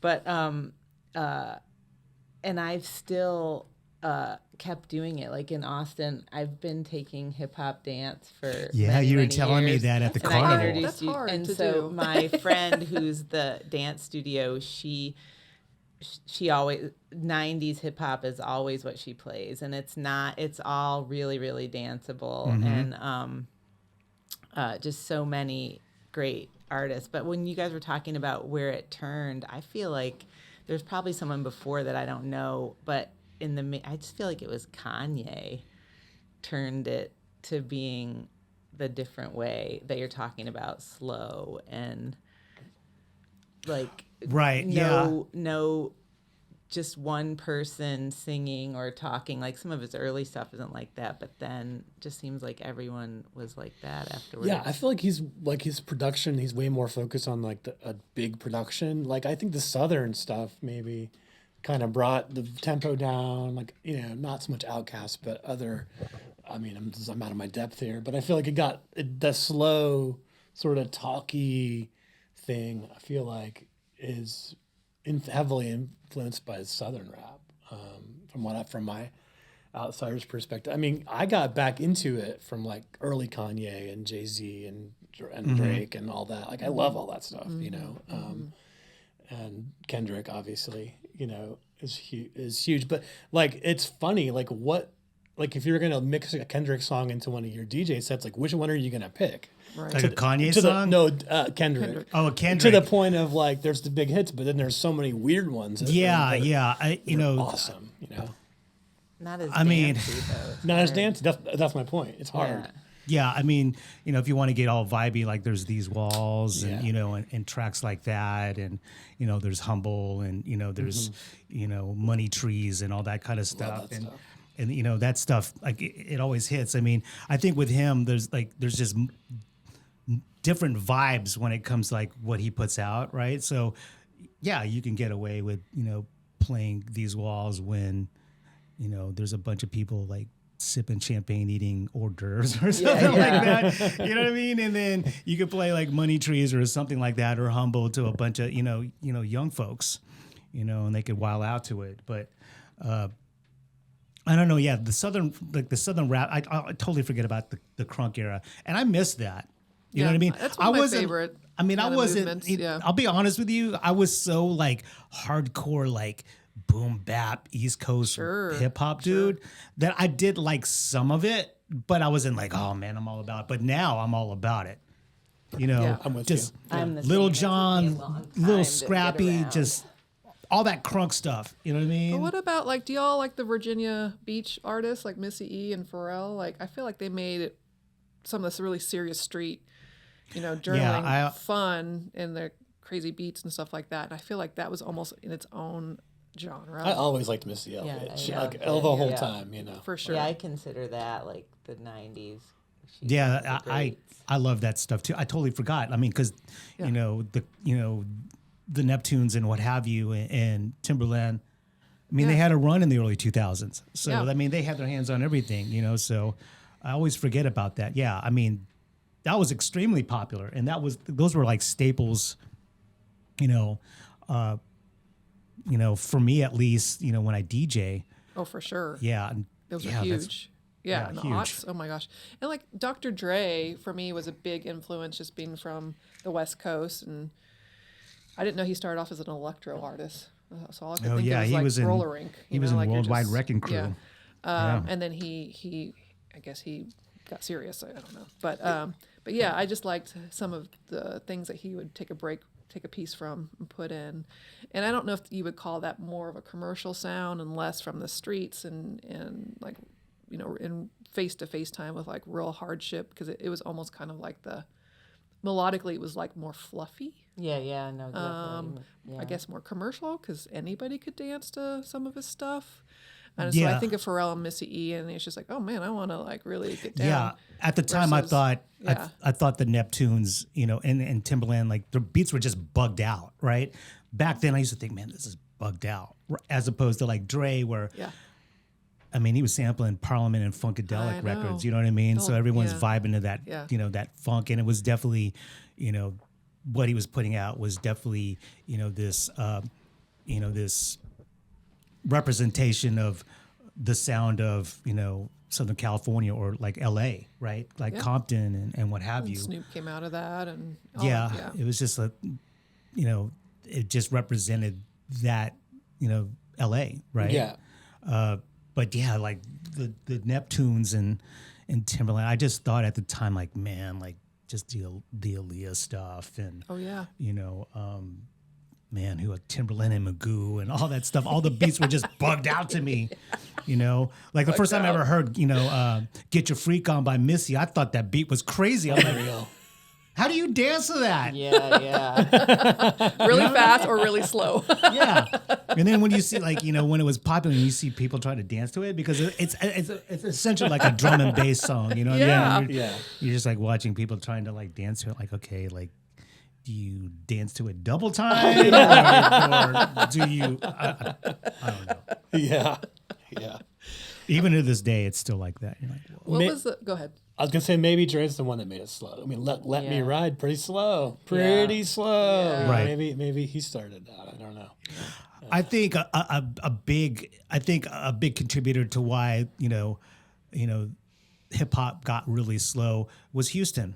You know what I mean? There you go. With DJ Screw and his Screw tapes and how influential he was. I mean, you have UGK, that they weren't like super slow, but it kind of represented Texas, right? Can you imagine? I mean, even though like there were like artists on Rap A Lot that would drop like, up tempo, like fast rapping tracks. There was a group called Home Team, and this is around the time when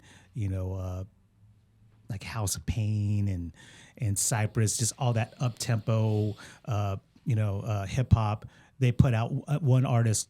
Yeah, they put out an artist called Home Team. I think they were brothers. They could have been twins, but just a lot of fast rapping, double time rapping. The track was probably like clocking around 100, 105 BPMs, really fast. But aside from that, it was just what was coming out of Houston represented Houston. You know what I mean? Like just kind of, all right, we're not fast like that here, right? And we're just, this is kind of like the LA thing. This represents our town. It's like the heat and the humidity makes everything slow. Well, I think they actually have found that to be true when you have cultures that are in hot climates like reggae. Yeah, good point. Yeah. Right. And then you got the river dance up north, and you're like, Yeah. what the hell is going on?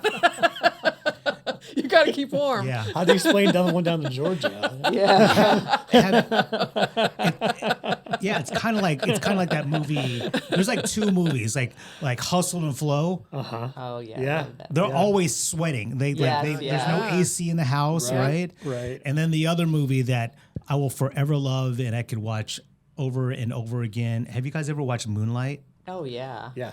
Yeah, Love and it. just Sure. the Goody Mob track in the movie, Yeah. and just how slow it is. And there's like a lot of like chopped and screwed stuff featured in that movie as well. So I can't imagine like Atlanta, Memphis, Houston, like dropping like 140s. just like super fast, Right. like I'm so happy. yeah. No. Not so much. Let's get cold at the Vouch beach. for that. Yeah, like you were saying, the heat and the humidity, it just It affects the tempo.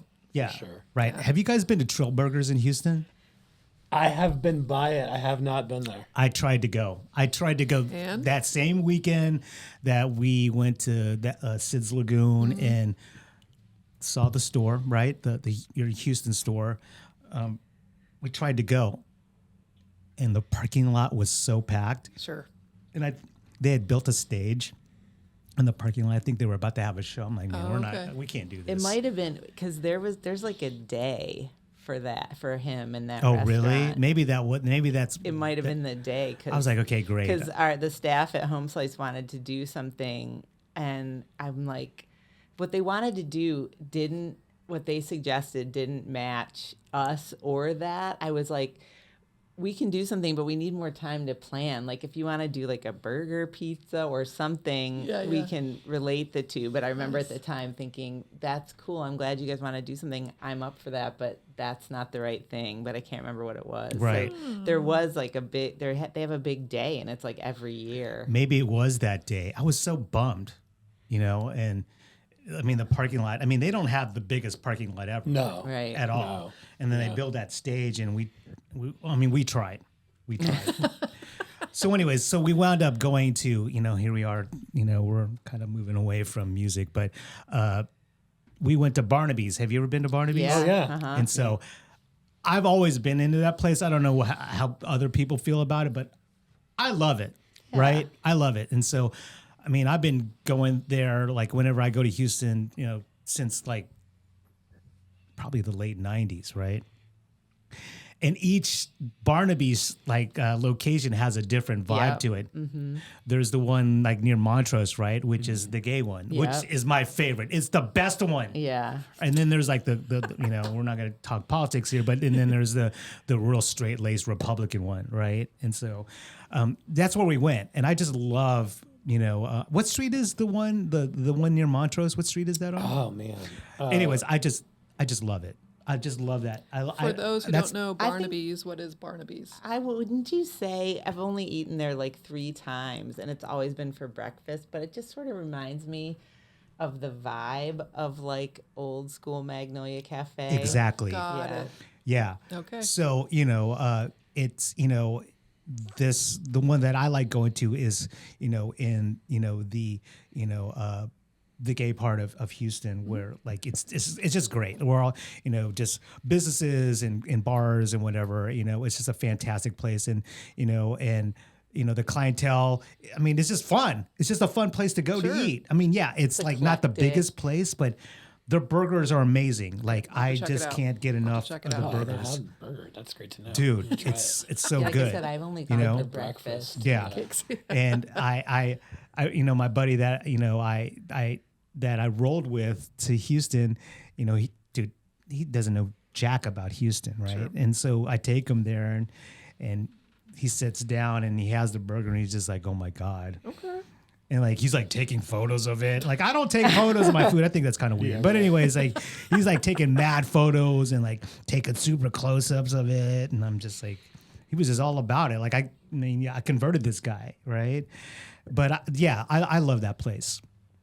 And I don't even know why we're talking about Barnaby's, but I was Houston. Yeah, Houston. I was thinking like you curate your own music at Home Slice. How often do you have to do that? Because I've done playlists for businesses, and I'm just like because the crew will get sick of it after 2 weeks, a week. Do you guys you're always just hands on, or you delegate to the people that you trust to add more or subtract, or like how do y'all manage that for your business? Yeah, and how do you deliver that? Do you use Spotify, or do you use like some other like service that that can, you have access to all this music, but it's set up in a way where it's all licensed, where you're not, because I think BMI ASCAP is like right across the street from you guys now, right? Yeah. Where we're gonna walk in and go, we're gonna find you $10K because you played this copyrighted song. Well, right? for anybody that's going to open a restaurant out there in the future, you will receive a letter from BMI and ASCAP after you open, saying give us some money so you can play music.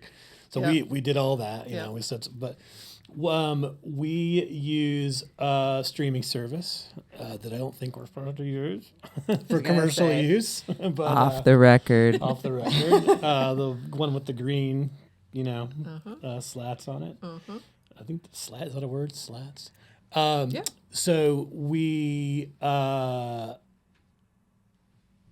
they're up to, I feel like, that's always the risk, and I think we that people are that the staff's gonna get tired of it, and I think the way we beat that is playlists that are geared towards certain times of the day. Of course, we have like the slow weekday playlists, and we have like pop and Saturday night playlist, and then I think they combine playlists together and to try to keep it from getting too routine. We're always using shuffle, by the way, so there's no set order, So for that reason, you don't want to get tired of the same stuff. I was gonna say, I think we have quite a few, and they're very, very, very, very long. Mm-hmm. And the guy who does the music, it's not his like the top percentage of his job, so it's not like he's focused on it all the time, but staff is always suggesting songs for the playlist, and if they're appropriate, he'll put them on. Cool. And we've definitely branched out to a lot of other music besides just hip hop, but it's still sometimes will happen where I'll be in there and like I'll be like Elvis? No, no, not Elvis. No, Elvis does not belong here. And then I'll have to I'm going to the top, remove the Elvis. Just because I love Elvis, but it just doesn't, it's not what we're trying to do. Right. So sometimes some things slip through and it goes rogue. But yeah, we haven't had a lot of complaints about the music, so I think we must be doing okay. Yeah. I mean, I think staff can suggest stuff, so we're always adding to it, but things hit differently depending on how old you are. I know. To me, Huey Lewis is the last thing I'd ever want to hear in my entire life. But if you're 10 years younger than me, you want to hear. You think it's cool. You might like it. You might think it. It might be nostalgic for you if you were in middle school when that came out. The young folks, really young folks, are really into the '80s music. Yeah. Who's that piano man? Why am I skipping out? Billy Joel. The other one. Jackson. Elton John. Oh Elton yeah, John. John. Yeah. They're just Saturday night's all right. Yeah. It's just oh my gosh, what? Yeah. Yeah. So I mean, the pendulum can swing kind of in a way that you never expect, but. Yeah, I'm sure you have to kind of filter and kind of figure out what's going to be a good fit. We for filter y'all. around language mostly nowadays. Of course. Trying not to have the thing that's we had, because hip hop has become it's become so prevalent to have explicit language in music, all music, not just hip hop, but we had to kind of loosen our originally we didn't allow any of that, which eliminated certain.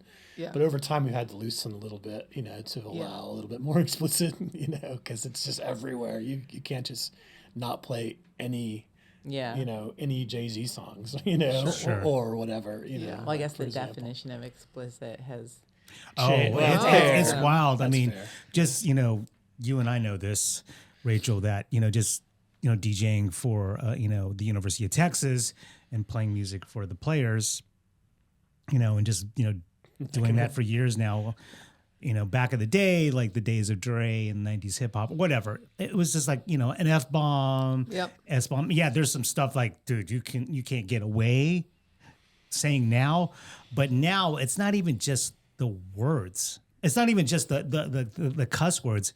It's what they're rhyming about. Yeah. That's right. You know what I mean? How are you gonna what am I going to do? Edit an entire verse? Yeah. Right? Yeah. How do you do that? It's interesting. It's interesting. There's a lot of instrumentals I had to take advantage of and just kind of keep it on a loop, 16 measure loop. Yeah. But I mean, I was at a point where I'm not going to clean all this music. Either they find a clean one that they can send me that sounds good. Remember the old clean versions were beep, beep, beep, on TV you would see that. I'm just this is very interruptive of the flow of the melody. But yeah, did you defer to instrumentals or did you spend hours cleaning them? Well, here's the thing. For me, especially this year, there are artists that are super popular. Like NBA YoungBoy, and it's super super popular. And what sucks about him is that his latest album, there's not a clean version. The album prior, that happens. There's a clean and an explicit version. This time around, there's none. So if there's a song that I really, really like, I'll sit there and edit it. To where, when the word comes up, it just sounds like it's going backwards, right? So that's how I edit it. Okay.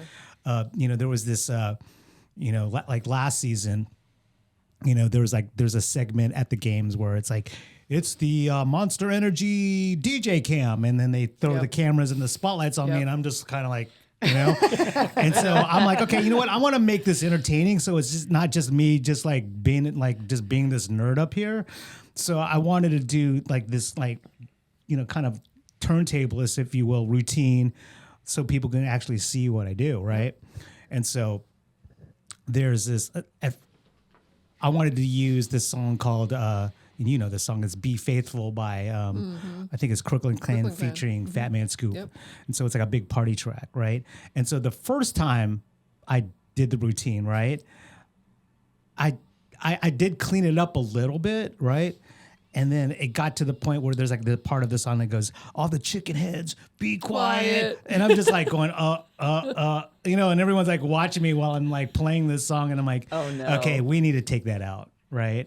So I'm just ultra sensitive to it now. But if it's something I really like, I will sit down and spend an hour, 2 hours editing a song.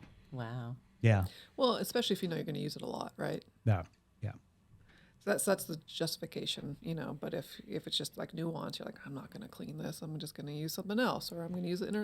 I just don't play it at all, and I've made that clear. Yeah. You know, to the folks that I work with at the university, that as much as I want to acquiesce and please the players, I can't play it. I just can't. I mean, there's no like, what do you want me to do? You know, and they're like, oh, that's fine.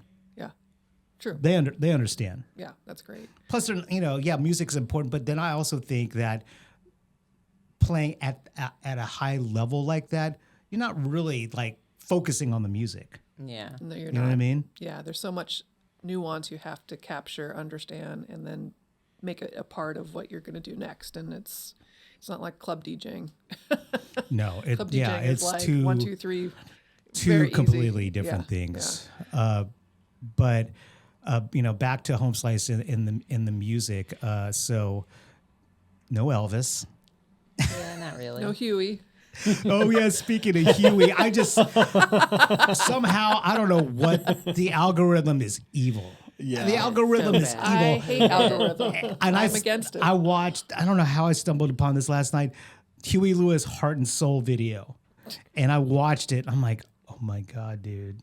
You know what I mean? I was looking at Huey. I'm like, this was like 1984. This dude was like fucking like, he was old back then. Yeah. You know what I mean? Yeah. Like, that's the one thing I do remember about Huey. Like, I'm like, God damn, that dude's not a kid. Yeah. And he's still around, dude. I'm Yeah. just, back then, I'm like, man, he was killing it back then. And he was like a grown up, and I just remember how ridiculous the video was. You know what I mean? It was just funny. I mean, yeah, it was a simple, honest video, but it was like, it was kind of corny. Yeah, corny You know is what I the mean? word. Corny. Like, and yeah. that, it's weird when there's an artist and like most of their music is corny like that. It's like, If I had to guess, I would guess If This Is It might have snuck through and it might be on a Home Slice playlist right now.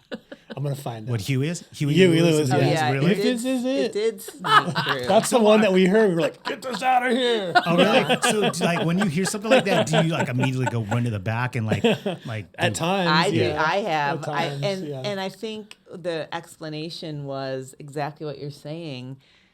A staffer requested it. They're into it now, and it's from the 80s. So even if our music guy, who has amazing taste, isn't that into it, he thought it fit the bill, and I can see why. Elvis, I think, was just a pure, like someone just went rogue and grabbed it. It's like if you were hearing country music in Home Slice, it's just not. And we try not to play like the same genre. Yeah. Over Right. and over. We're trying to jump between Okay. between genres. That's so funny you mentioned Elvis. And the reason why it's funny to me is, don't hate on me for saying this, but I was on I got on Netflix last night. I'm like, you know what? I just want to watch a movie and zone out to it. Okay. I already watched the Diddy documentary. I don't need that I anymore. was gonna say. I already. I don't know if I want to. I felt dirty after watching that. That's why I don't want to watch it. Didn't you want to like hand sanitize yourself after watching Yes, that? You're but just like, I learned so much about the relationships. I didn't know he was involved in any Yeah, of that yeah, music, yeah, 'cause yeah, I never yeah. paid Sure. attention. I was already living in Austin. I didn't know. To me, he was just that guy that was kind of like the hip hop light. I didn't understand. So that was interesting. Right, But yeah, yes, yeah. I did feel gross. yeah. I Really mean, gross. I mean, it's interesting how how he was, connected to like late 80s hip hop. What was that one? There was like this one. It was not even a rap artist, but he was a dancer in the video. That's right. I forgot what video, It was what like artist it Tupac. was. He was a backup dancer for somebody. No, too. nothing like Tupac or anything like Oh, that. No, really? we're talking like not a rap artist. We're talking like a big time Yeah. like rock artist or whatever or something like that. I forgot. Yeah. I should know this. but Tyler Bell, something like that. it was something crazy like that. It was. I mean, I'm not gonna say Tears for Fears, but it was something like that. Where it's like, Yeah. whoa, this is crazy. Like maybe like a Simply Red video. I forgot what it was, but and I'm sure it was interesting for you because around the time he was kind of coming up. Yeah. you were still there. Yeah, like I knew who Andre Harrell was and all Sure. of that stuff, but I didn't really put two and two together. Like I just listened to the music and like the artist. I had no idea that he was what he did. But it was just so funny because I didn't realize this either, but he did like put himself in all the videos. Yeah, he inserted himself everywhere. He was like, like, I have no talent, gross. But I'm going to be in the video. Like kind of just riffing in the background, right? Yeah, I just thought that was weird. But you were saying you were finding something mindless to watch, and I think it was an Elvis coming up. This is a Las Vegas residency or something. All right, this is the emo portion of this episode. Okay. So when you get on Netflix, they there's like they show you whatever, like a movie they want to push, or maybe the algorithm like delivers this movie, like you should check this out based on what you've seen before. Castaway comes on, and I'm like, why not? You know what I mean? Wow. I want to watch Tom struggle on an island for a couple hours, right? It's quiet. But Elvis is like part of that movie because he was a FedEx employee, right? And FedEx is based in Memphis. Okay. Right? And there's a scene in the movie where at the beginning of the movie before he gets stranded on the island, he's like in Moscow, and he's showing these Russian employees on how to be more efficient at their job or whatever. And then, they show this kid that, runs to the FedEx station with this package and gives it to Tom. And, Tom purposely had sent this package to himself to arrive at this station, right? And so he rewards the kid, and he opens his backpack, and it's like it's full of candy bars and stuff like that. I think this is like post Cold War, like right when it ended, and he's handing this kid like Snickers bars, and here's a CD player, a portable CD player, and here's a CD, Elvis, and he goes, Elvis, 50 million fans can't be wrong. And I'm going, he had 50 million fans? I guess he did. Yeah. Right? And so, anyways, I watched the movie, and I got all choked up, right?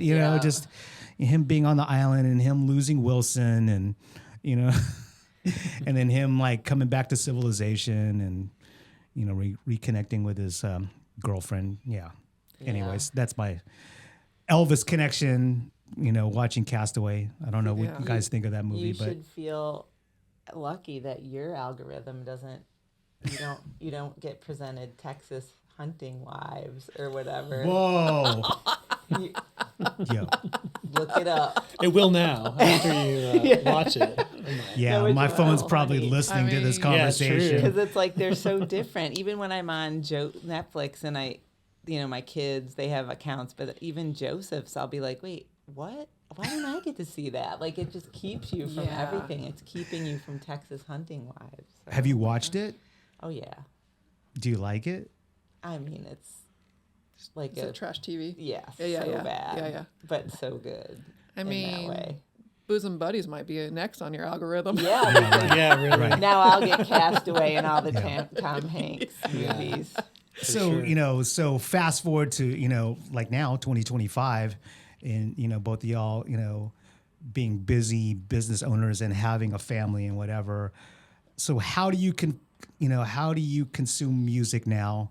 And you said you had a record room. Oh yeah, which is like, wait till I tell you this. This is like really tell us about the record room. So we've never left vinyl the whole time, and I'm so glad it's back for Waterloo and all these stores and stuff that needed to survive. And we might, but like I have moved my records from every apartment, I'm sure just like you guys have, and like we never left it. And we did have tons of CDs for a while and all of that, but we still never left it and always had a turntable and stuff. So when we renovated our house, we had wanted a place for our record collection, which was probably a third of the size. And then after COVID, it just blew up. But so we have a pretty small room in our house. That's a front room where all our records are, and the turntable and speakers, and Joseph's tricked that all out and figured out how to make it sound nice. But we also have a turntable in our pantry in our kitchen. Great. And we have a little stack of records in there that can come and go and be moved. Right now it's full of Christmas records because we have a good collection of Christmas records. Nice. And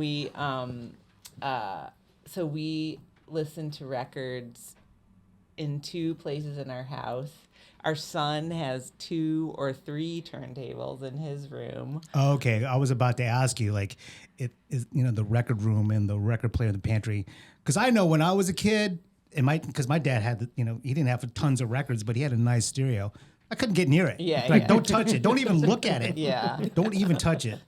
We would let them, that they're older now, so they Okay. know how to care for it. But yeah, a little bit. Kinda. A little bit. I mean, they're scared No, a little totally. bit to do it. One of them's automatic. The one in the kitchen, it's a Yamaha from the 80s or 70s, but it's still it's automatic.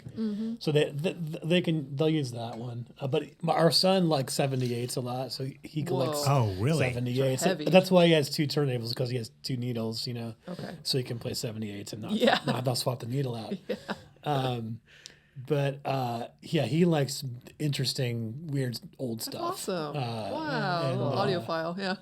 Yeah, and we're actually paying him to catalog all of our records right now, because we don't know. great Like on job. Discogs? On Discogs, yeah, Dude, because That's a feat. I buy things again, by accident. I just did that in New York. I bought a record that I already owned by accident. It was the Cult, happens. actually, It that I happens. mentioned earlier. And I was so mad because I came home, I paid $35 for it, for original pressing, New York. Right, that's reasonable. Come home and find I already bought it for $5. 20 years, like 15, 20 years ago, and forgot. Like That happens. But as far as consuming music, like it's almost all vinyl. I don't listen to music in my car anymore. I don't stream that much. I do a little bit, just stuff that's not available. But I'm just finding records in the world, in the wild, and listening to them, and I'm amazed every time I go record shopping. I'll find a record that I never heard of. Of course. Still, It's infinity. after all these decades of doing this, and it might be reggae, or it might be big band, or it might be something like soul from the 70s or something. But it's just amazing how much amazing music there is. You think you know everything as a jaded middle-aged person, but like I don't. Same.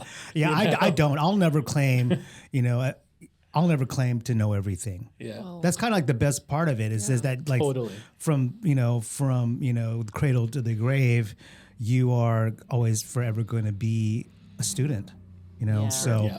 well, do you remember what John Kuhn said? Like, so when I was working at Waterloo from 2004, I think, what was it, a weekly meeting that we all had to meet, and he would talk about I think stuff? it was maybe once a month. Once a month.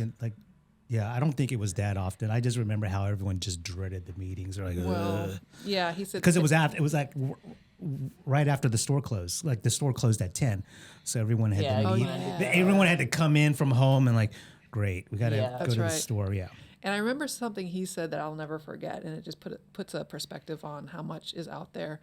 He's like, how everybody gets ready for new releases on Tuesdays? We're like, yeah. He's like, did you know that if you were to try to listen to every new release that came out in 1 year, you still wouldn't be able to humanly listen to it in real time? Wow. So that doesn't mean all the releases the year before, and then go all the way back to what Baroque, like, like, so it's impossible. Wow, that's an interesting fact. Yeah. yeah, it's wild. I mean, you guys are like avid, music fans, and you are actively buying records, right? Mm-hmm. I am that to a certain degree. I mean, I am, of course, a music fan. I'm not like shopping every week for records, but sometimes it's hard for me to justify buying records because I have so many records at home already that I maybe have listened to twice, and then I just put it in the shelf. Oh man, yeah, that's but then again, I just can't stop buying it. I just can't stop. Like, what was the last record that I bought? I think I bought it here.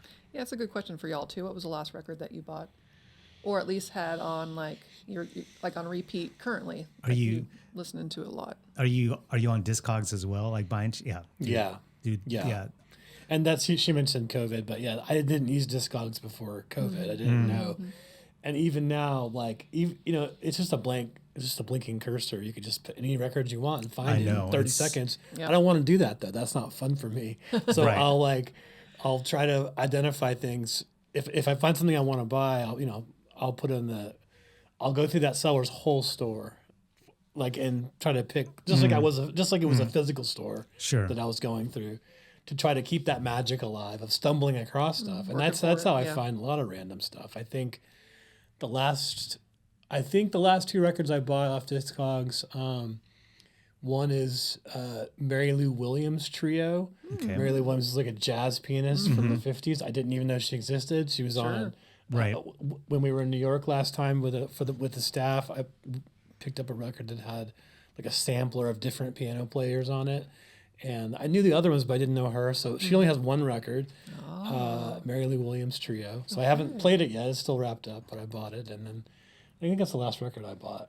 I mean, I go for like deep dives and weird things that I usually, if I can, I listen to it before I buy it. But so the last record that I picked that's a person that I can remember is Iggy Azalea. I bought that record. Nice. And then listening to, I get lazy because I'm so glad our kid is, putting them all in a spreadsheet, because it's like daunting to go in there. First of all, think of what you want to listen to. Like when you're looking on Spotify, at least you're seeing stuff that's triggering stuff. But when you're just in the kitchen about to cook and the world is your oyster, I'll just go into the pantry and see what's in there. So it's like I get lazy and end up playing things over and over again. Same. But there's been a Linda Ronstadt record in there that's I think it might be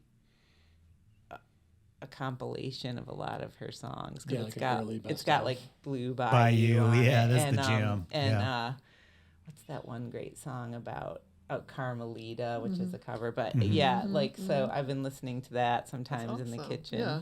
Well, you said lazy, but like that's the way I used to do it. That's how I know that those records from the 80s backwards and forwards is because you'd play them over and over and over. Yeah. And that's always the thing, is like you go and, do I want to hear something I've never heard before? Do I want to hear something I've heard a million times? Something that I'm just getting to know? Like it's just, it can be mind-boggling to just even choose anything. But then once you start, I usually end up DJing when we have people over. So DJ. That's so cool. Yeah, that's so much fun. Kitchen. Right? Yeah, in the just kitchen. Yeah, sharing your music with folks. That's the best thing. Like DJing is whatever. You know what I mean? I'm just kind of like, okay, I'm like this utility. You know, I'm just back there, I'm just playing music. So I'm making noise. You're second after the bar. I'm making noise so the bar can sell drinks. Yeah, okay, but when you're at home, right, you're like, okay, here's this Mulatu record that I like. You should get into this, right? Or what's the other one? But anyways, name your artist or whatever. But I think on a very personal level, when you're at home, you're able to share them, what you like, and then maybe get them hip on it. That's the best. Totally. And trying to guess what you have people over to your house, you don't always know what their musical tastes are. Sure. So you're trying to like profile them somehow, and figure it out. Just drop things on test. Oh, test here. Oh, you know what that is? Okay. That was my thing. I mean, I've mentioned it a couple times on this podcast about that's what I did working behind the counter. Uh-huh. I was seeing who's out there. Yeah, you guys are the analog. Yeah, I was telling Trey. The thing that spits out the same. Oh, the algorithm. You guys are the algorithm. You guys were the algorithm. Yeah, that's true. I was telling Trey, one of the new owners of Waterloo Records. I was telling him this. We were like hanging out here in the studio one day, and I told him, like, yo, man, this, like, one of my favorite things back in the day, this was this was before iTunes blew up and, this, that, the other. But I just, I told Trey, like, I would always see someone cool, like a really cool looking chick. I'm like, damn, that girl's cool looking. You know what I mean? Like, I bet she's gonna buy like a Cocteau Twins record or something like that. Or what a fun! You know what I mean? I would just, all right. She's she's gonna buy something on Factory Records. You know what I mean? Like she's gonna buy something super cool, like some Joy Division record. And then she walked, like, dude, super cool looking girl. Like, I'm like going, man, this girl is like cool. I want to, I mean, of course I wasn't gonna ask her out or whatever, but I was just like, okay, she's super cool. I bet she's gonna walk up with something like that, right? And then she walks up with a Dave Matthews CD. I'm like, God, I'm like, oh my God. Nothing wrong with Dave Matthews. If that's your thing and that's what you vibe and you like it, I'm at a point in my life where I don't judge people on the musical choices. If it makes you happy, right? I mean, because I don't know what the story is, behind why you like that. Maybe that's something you listen to with your father or whatever it may be. I don't judge people on that. But if it makes you happy, I'm with it. But when you look a certain way, right? Yeah. You know what I mean? That's like you, Jen. Like you walk up to the counter, like I'm thinking, okay, this girl, this gal is like into De La Soul, or you know what I mean, or and you get Yanni. Yeah, exactly. I mean, it's like, oh, we're not going to be. She's friends. really ethereal today. Yeah. Then you walk, and it's just something crazy. You're just like, wah, wah, wah. All right, that'll be. What was the price of a $14.99 CD back in the day? $16.35. What's the nice price? Whatever. I forgot. With tax, I should know these things. I know that. I know a $7.99 cassette or $7.99 used CD with tax is $8.65. Oh yeah. Right? Awesome. Oh yeah. We would. Yeah. I'm terrible, but anyways, this kid out here is wearing a DRI shirt. I mean, he's not a kid. He's probably an adult. He's wearing Dirty Rotten Imbeciles crossover with the Dirty Rotten Imbeciles logo. I mean, it's like, that's so weird. That's my past. Yeah.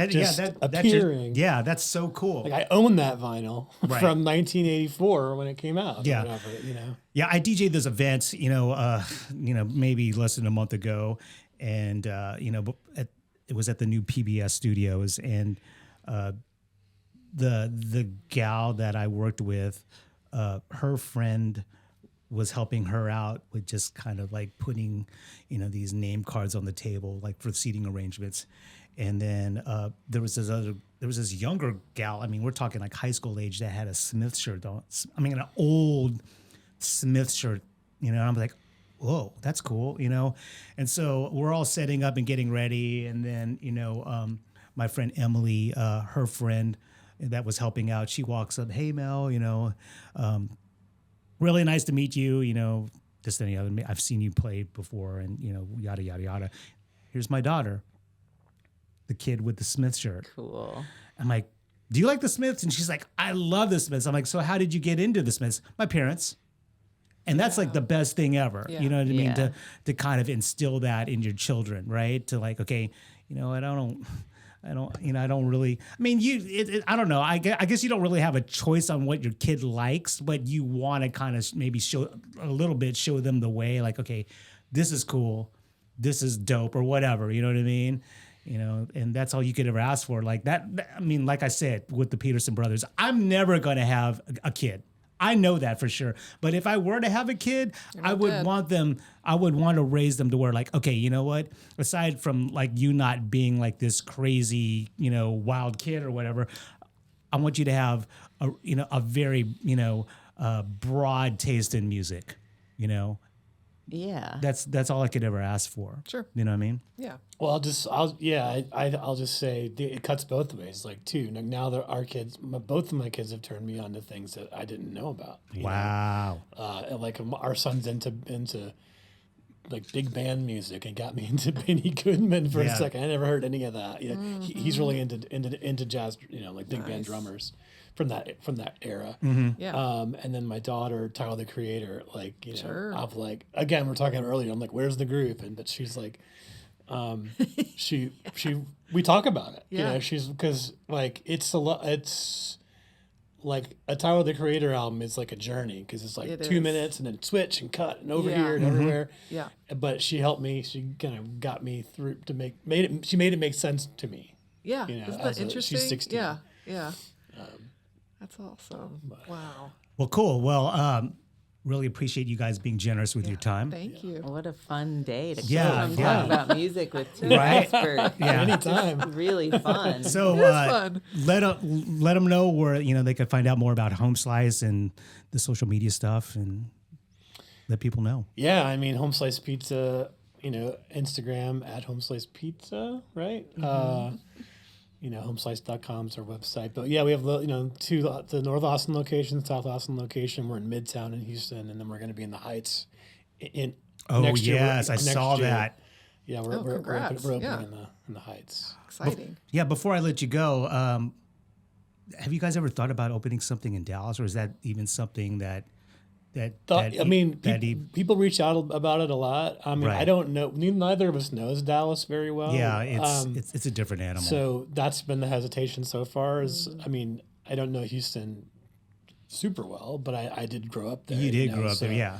So I kind of had some kind of foothold on what of it. But I mean, it's on our radar for sure. As a future thing. Yeah, I thought about it. Like I was thinking about this last night because I was on, social media. I was on Threads, which is like, if you don't want, like, Threads is great compared to Twitter because like you're not going to lose your mind on Threads. Like once they figure out, okay, you're into pizza or you're into hip hop music or whatever, that's all you're going to really see, right? You're not going to see all this other crazy stuff that, that has made X or whatever, Twitter now just this cesspool or whatever. Yeah. But someone mentioned, hey, some gal posted, hey, can anyone recommend a pizza spot in Dallas? And I'm like thinking, Campese's is the go-to, I think. that place has been there forever. Yeah. Forever. Decades. I've been there. Yeah. You have? Yeah. I did love you like the it? vibe. I can't remember the pizza. I'm sure I did because I like all pizza, but Right. the vibe is what I really like. It's dark. There's like framed. It's it's the old red sauce kind of mob vibe. So it's good. No. Was it Campese's around when like JFK was shot? Is it that far back? I think it is. It was like, Wow. yeah. Okay. It's on that. Like, okay, That's true. this is where we're gonna meet up, or we're gonna link up with like, what's the guy's name? My memory's bad. Like, what is it? Lee Harvey. Lee Harvey. Yeah, we're gonna meet up with Lee Harvey. Yeah. Have some red sauce before we do this. Yeah, we're gonna have a little appetizer or whatever, and kind of figure this out, and then we're gonna send them off to the book depository. Anyways, Jen, Joseph, thank you so Thank much for you. being generous. Thank you with your guys. time. Round of Oh my applause God, for y'all. what a Wow. great experience. Thank you so much for being on the Sound of First podcast. You're welcome.